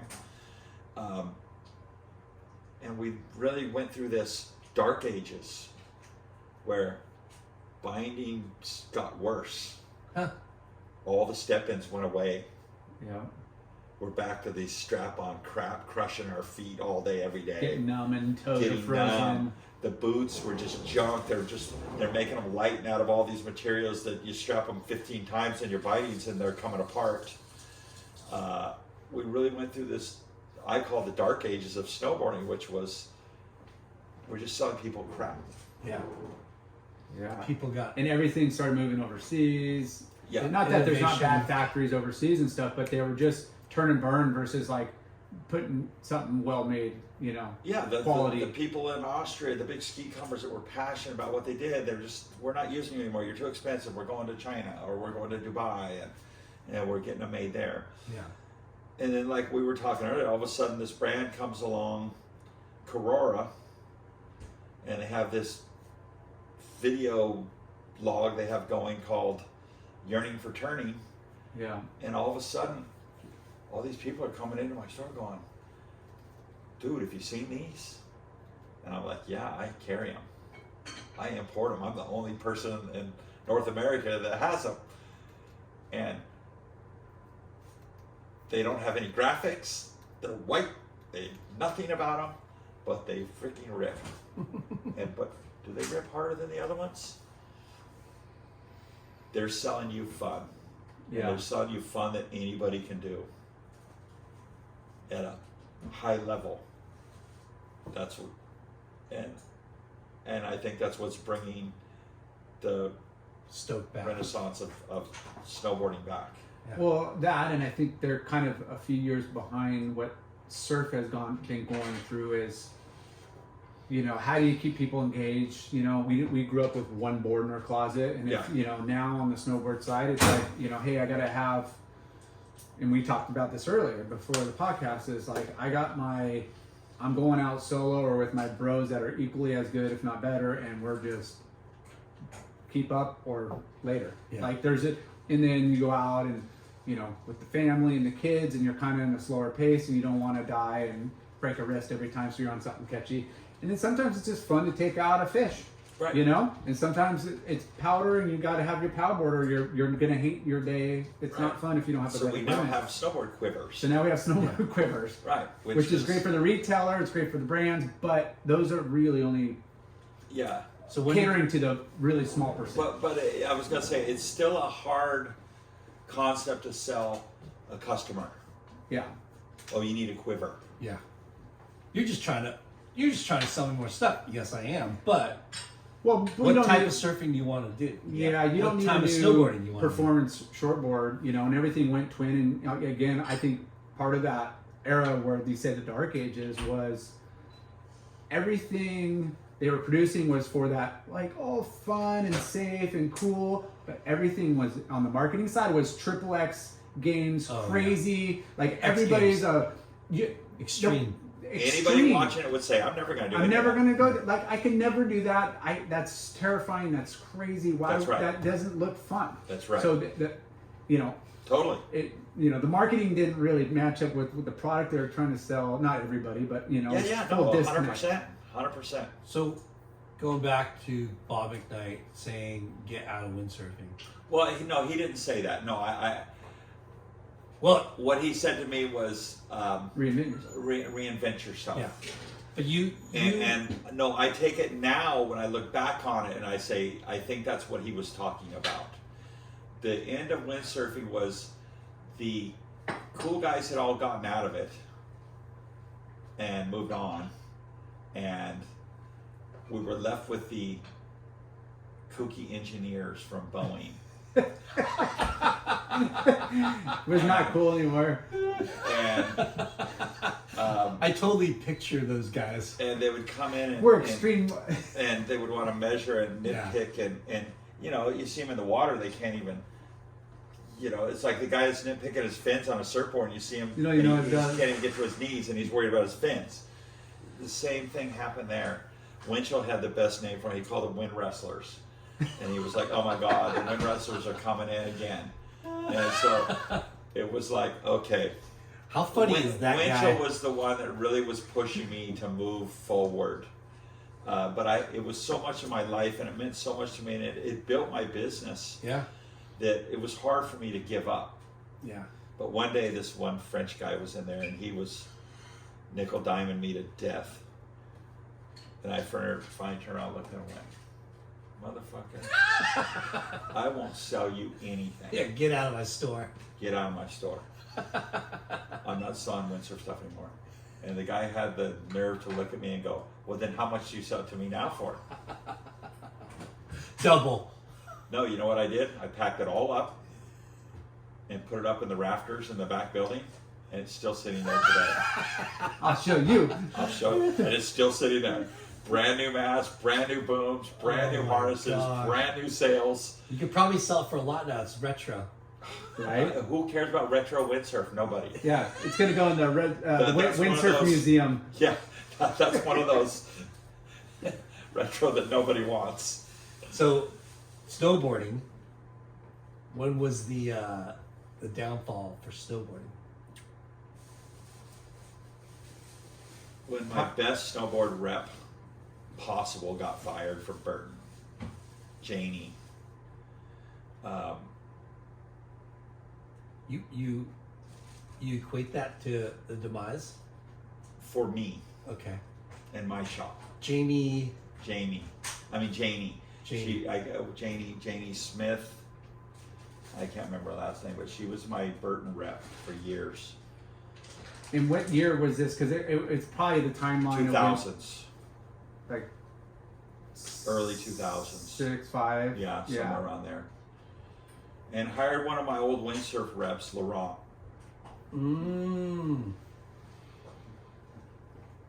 Windsurf reps.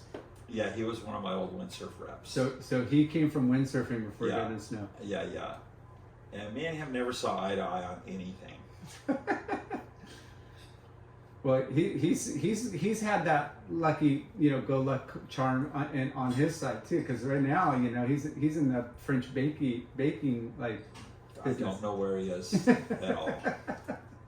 Nothing against Laurent. Yeah. But we always laughed and hassled each other all the time. Yeah. We were friends, but we heckled each other a lot. Yeah. We were like professional hecklers when we saw each other.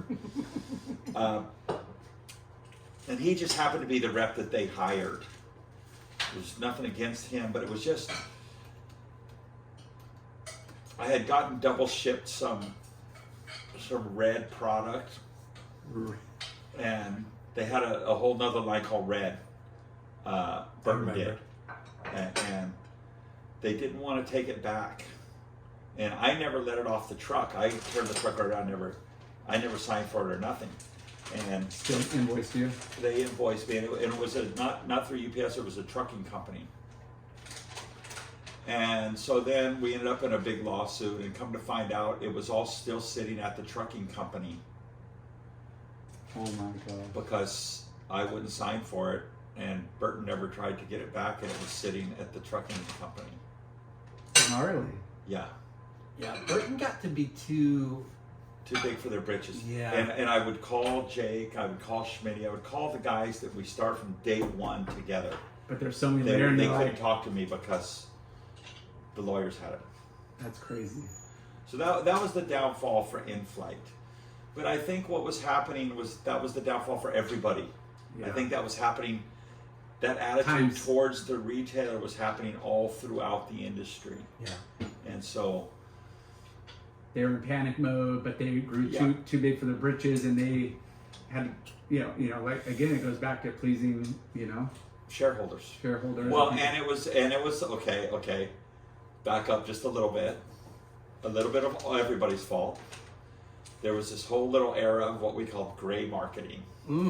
Oh, Wasn't wrong, it wasn't right, but we're all going to look the other way for a while. unsaid business out the back door. And we're all going to look the other way. Guilty as charged. This guy learned Japanese just so he could sell it out the back door Well, and And front so door snow I had stuff. this and guy- side door. I had this guy working for me named Mike Shelton.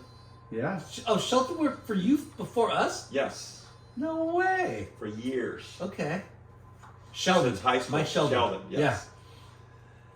So Nice. Mike had just gotten back from his, he had worked Mission. for me, and then he went on his mission, and he came back, and he could speak fluent Japanese. Oh. Wow. I didn't even realize it. And I had this Japanese customer come in after hours, and I'm like, hey Mike, you want to stay with me after hours? I got this guy coming in. I need help. This guy buys tons of shit.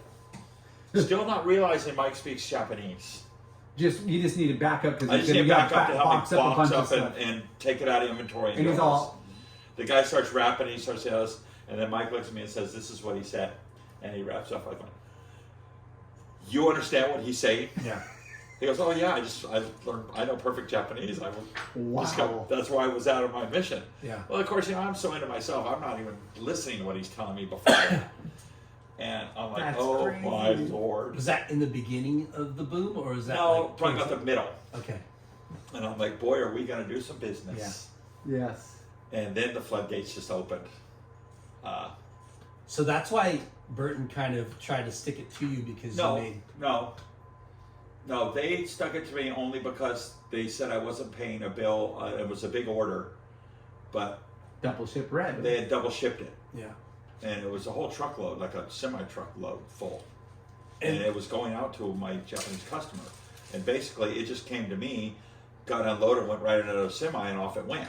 Yeah. Well, here comes another truckload of the same exact order, and I just went, no, take it back. And so I refused it. Yeah. Well, I never thought anything of it, and pretty soon they're trying to bill me for it. And so that's what happened there. It really had nothing to do with the gray market thing. What happened there was all the manufacturers were like, Yeah. see no evil, do no evil. They're looking the other way. Yeah. Trust me, And they're building to these orders. Yeah, they know. And you're now not they're moving setting that up much. all these distributors in Japan and selling them also. And now all of a sudden, we've got the product and they've got the product. Remember on the Merricks, they only wanted the ones with the fish, the one that that Al would sign with the Yeah. Certain ones. There were certain ones. They went to black or logos. the logo color. Right. Something they couldn't get because it was more exclusive. They could charge more based on One thing I have to say about Burton is yes, like they got so big, so dominant, so arrogant and pompous. I remember But you know why they got like that? Their product was the best. it was the They hottest dominated selling. all As the much as we categories. want to bitch about it, Yeah.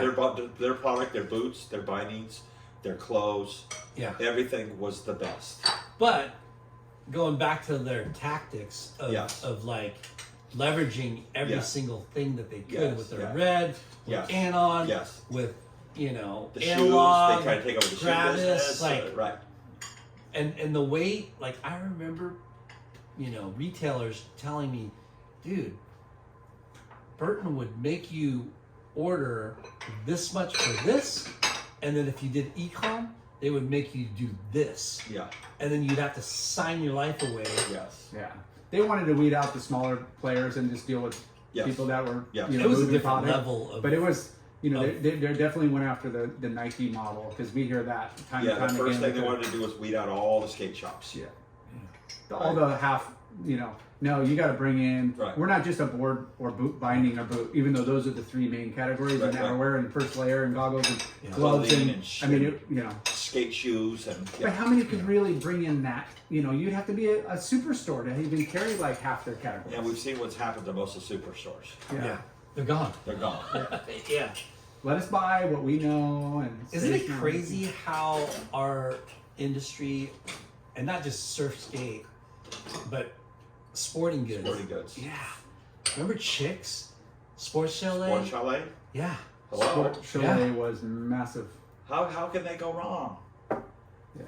Yeah. They sold to somebody that. Yeah. I mean, that was our go-to, in regards to they had such a killer. sporting goods stuff. Yeah. Yeah, Like right. killer selection. You want to Hey, go camping? You go camping. there. You want to go diving? You go Yeah. there. You want to go fishing? Yeah, you you go need- there. Yeah. Yeah. You want a new bike? You go there. It had the Your kid needs a new baseball glove? You go there. Right. No, I think new swim goggles too. I yeah, think you name the concept is still a totally viable concept. I think it's excellent. I just don't know if you could pull it off now with the online. Yeah. Online has killed multiple chain. Yeah, you really. I mean, For us, I can only speak for us. It's really, you've got to have everything in stock now. Yeah. So our inventories are huge now, bigger than it used to be. We're more condensed than we used to be. Yeah. If you don't have it in stock, they just walk out and go order, and it's at their door the next day. Yeah. So you gotta go a little narrower, deeper, which is risky because if you don't have a winning item or style or model, Right. you're screwed. Right. So it makes it harder on the smaller guys that want to start a business, or like say my son's Haggard Pirate. Yeah. It's much harder for these guys because who's going to take a chance with them? Yeah. Yeah. Pioneering a new brand is It's tough these days. and tougher now than it's ever been. And Amen. and the lead times and everything, Yes. and the commitments, the pre-commitments and the everything is, Yeah. Yeah. forecasting out almost a year. So Right. let's get out of Okay. The The, di- business side of it. and so you have to you streamlined your business over the years. Yeah. Still surfing every day. Still, how At many least days? 5 days a week we surf. How- I don't surf Saturdays much anymore. You put in over 30 days on the mountain last Yeah. winter. Yeah. You're racing to, or you're Racing boat- sailboats. boat. You're out on the water on the boat twice a week, three Yes. times a week, Yes. and Yes. What kind of boat do you? Anything I can get on. But right now, my steady weekday racing is I race Lido's. Me and Missy race Lido's, which is a 2-man boat. 2-man, one design. All the boats are the same. Sails are the same. Everything's the same. when we're on the Duffy boats and they're doing this across us. Yeah. Yeah, that's us. That's And we love that fleet. It's a big, tough fleet, and so we race that on Thursday nights. And on Wednesday nights, my daughter typically is skippering a Catalina 37, which is also a one design fleet that sails out of Long Beach Yacht Club. And if you go by there, you'll see them all lined up. Yeah. It's purely a race boat. So I crew for her on those on Wednesday nights. that's awesome. And then people call me and want me to crew on different boats, and Because we all need hands here. People are out of town. yeah, we need you professionals. need you need deck people, you need grinders, you need trimmers, you need there's steers, you need different people, and so if you can do all those jobs well, you get more calls. Yeah. So with the business with Inflight, Yes. you've scaled the footprint down Yes. over the years, Yes. and then kind of rent out space to the salon and other offices, right? Yeah. So as the snowboard thing was falling down in the 2006, my dad had a massive heart attack, quadruple bypass, the whole thing. My brother had passed away. We got nothing. I'm running mine. He's running his. He's got no one to step up and make it happen. Wow. The He's construction company. Yeah, he's got probably $10 million on the books, and nobody to run it. So I stepped out and tried to let them. By this time, Lori's gone. She's married. She's now Lori Voorhees. She's got her whole life going. All the people, Winch has got his life. All the people that had surrounded me to build me to where I was at were gone. And I needed to go take over my dad's business because he couldn't work. And I thought it could run on its own. And after about a year of it running on its own, it was just losing money like crazy. Scarbrough construction. No, Inflight. Or Inflight. So I shrunk it down to the size of just the downstairs that you see now. Tiny. Tiny. Yeah. I rented the rest of it out, and took my dad's business completed the projects he was on. So otherwise, 'cause he would have lost everything, because all those things are bonded. When you don't finish them, they come and take your house, everything else, and So you got to fulfill the contracts. so I had to fulfill all the contracts. I ended up out in Arizona for almost 5.5 years Shut up. running heavy equipment, Wow. and completed all that. Got my mom and dad to retirement, What a good son. and Yeah. came back into Inflight and started over again in 2009. Crazy. Good for you. Yeah. I And mean, built it back from, when I left, we were doing $3 million a year. When I got back, we were doing $30,000 a year. wow. So humbling, huh? Yeah. That is It's nuts. a humbling thing, but I mean, And that was in 2009, and now, this is hindsight 15 years later. And then I just had to say, can I do this again? I did it once, I can do it again. Yeah.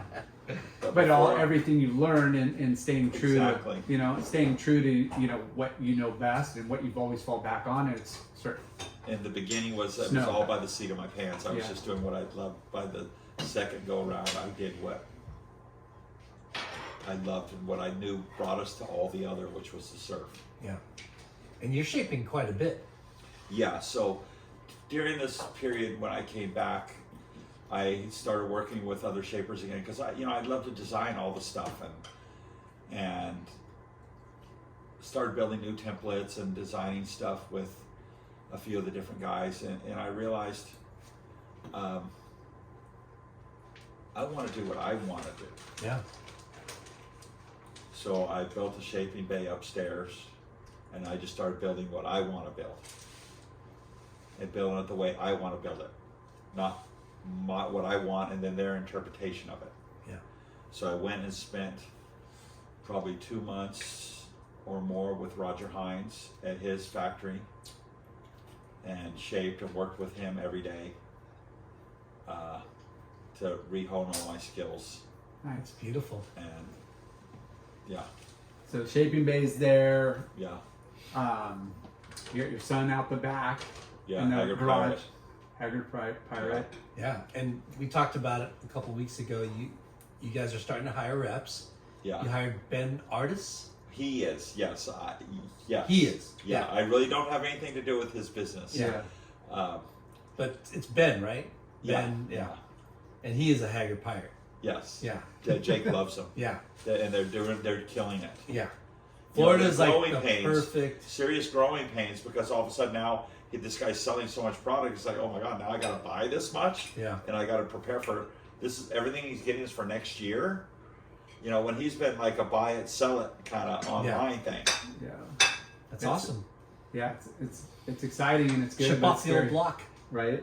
Just go for it. Yeah. Yeah, and the difference is, I learned, which is hard to learn as a father. You want your kids to live these dreams that you have for them. Yeah. You don't ever do that. Let them live their own dreams. Yeah. And because not one of my kids wants to take my shop over, Yeah. so it's really important to let them live their dreams and absolutely support them with their dreams. Yeah. Yeah. And It's it's one of those things where, you want what's best for them, and, maybe be a little bit more secure and cushy having them take over the family business, but would they be happy? No, No. no. So They doesn't have do either. They You have guys have, dreams just like you did. yeah. and you and Missy love what you're doing. Love it. Yeah. You guys And are you're still there. surfing 5 days a week. Yes. Yeah. And you guys are there I've 4 seen days a Missy week. at Anderson Street quite a bit. Yeah, yeah. Oh yeah, that one day. Then I was The down. waves are good, Well, yeah. and that's the funny part about me and Missy. When we go in the water, we don't talk. We typically go opposite directions because Yeah. we're both goofy foot, Yeah. and we're just out there to catch waves. We're not out there to Yeah. talk to people. But it's amazing going back to like what you just said, like, your passion, your dream, and you're living it out to this day. You Yeah. guys get to surf, you get to hang out with your Yeah. wife, you guys Yeah. are like, Yeah. husband, wife, business partners, surfer partners, Yeah. sailing partners, snowboard Yes. partner, like you guys do everything together, and you're Yes. still together after 38 Yes. years. Yeah. And what's Congrats. What's awesome too is like your business, right? Yes. How many employees do you have? You have Chance. You have 4. Reed. 4. Yeah. Yeah. Jake Reed. Yeah. 4. That's awesome.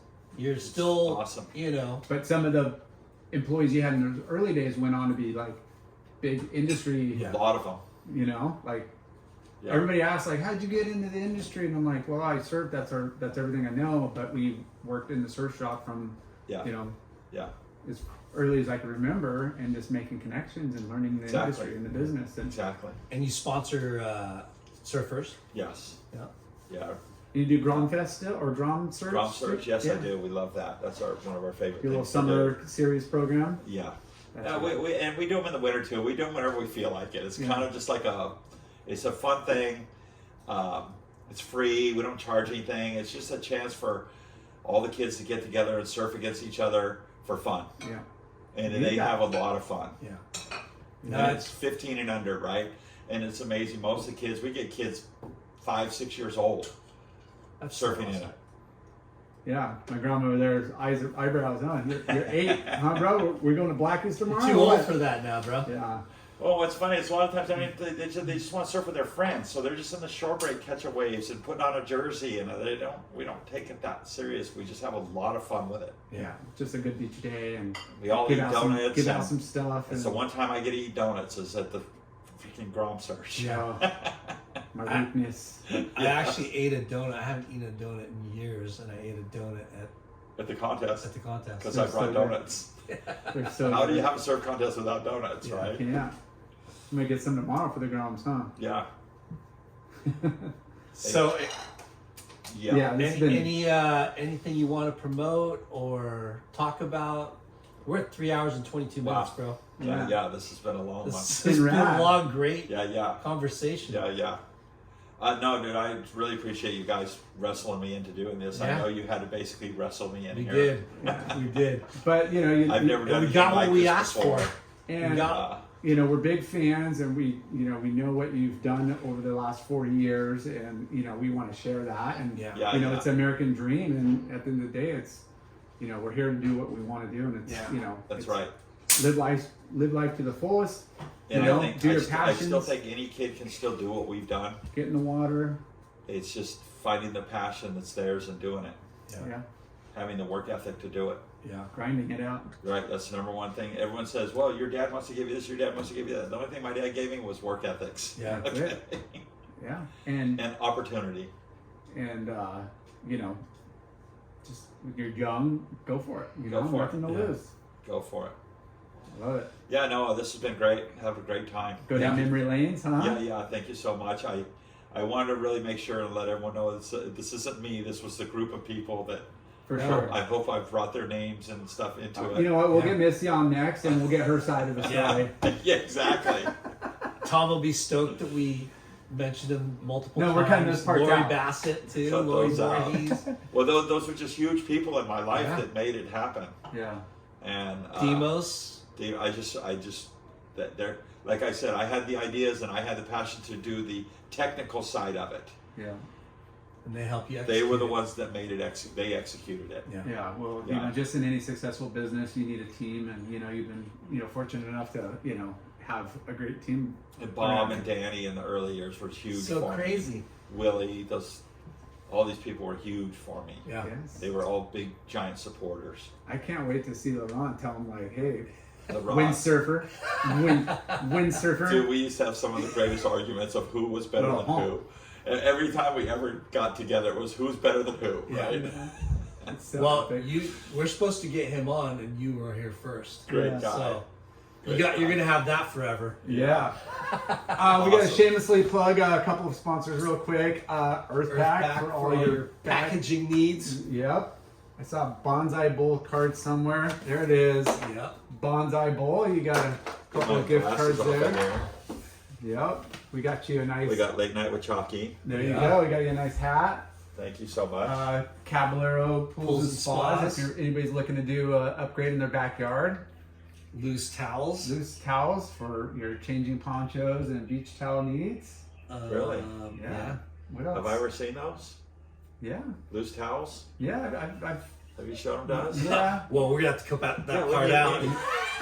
No, We didn't talk about that. Missy does the looking. That's She right. knows. I don't know. Yeah. That's why I asked them. Yeah. You don't know. You're upstairs in the That's hard right. goods, but And I Missy- don't want to know. Yeah. Yeah. This Neon Wave is a shop in Rochester that supports our show too. Yep. So right now too, they're doing Spend $500 on 50. 500. Sorry, $500. $50 on Wow. their site, and you Get a late night with Chalky Hat. Yep, with Promo code. late night. And what's that? A shop on the East Coast? Yeah. Yeah. Rochester. Rochester. Yeah. And is it they have a shop and online business? They Or do is it have just an online business? Nope. No. Shop. Shop. Yeah. Gotcha. Predominantly Very cool. shop. Yeah. Very cool. But yeah, you know, they want to support the show, and we love them for it, and you can get a hat, you know, Very by just cool. purchasing $50 or more. Dude. The bonsai thank boys you. can't beat those. Yeah. No, amazing. Well, thank Scott, you, dude. thank That you was guys so awesome. much. Scarby, Scarbrough, In-Flight Surf. No more sale. No. Just In-Flight Surf. Yep. Thank you so much.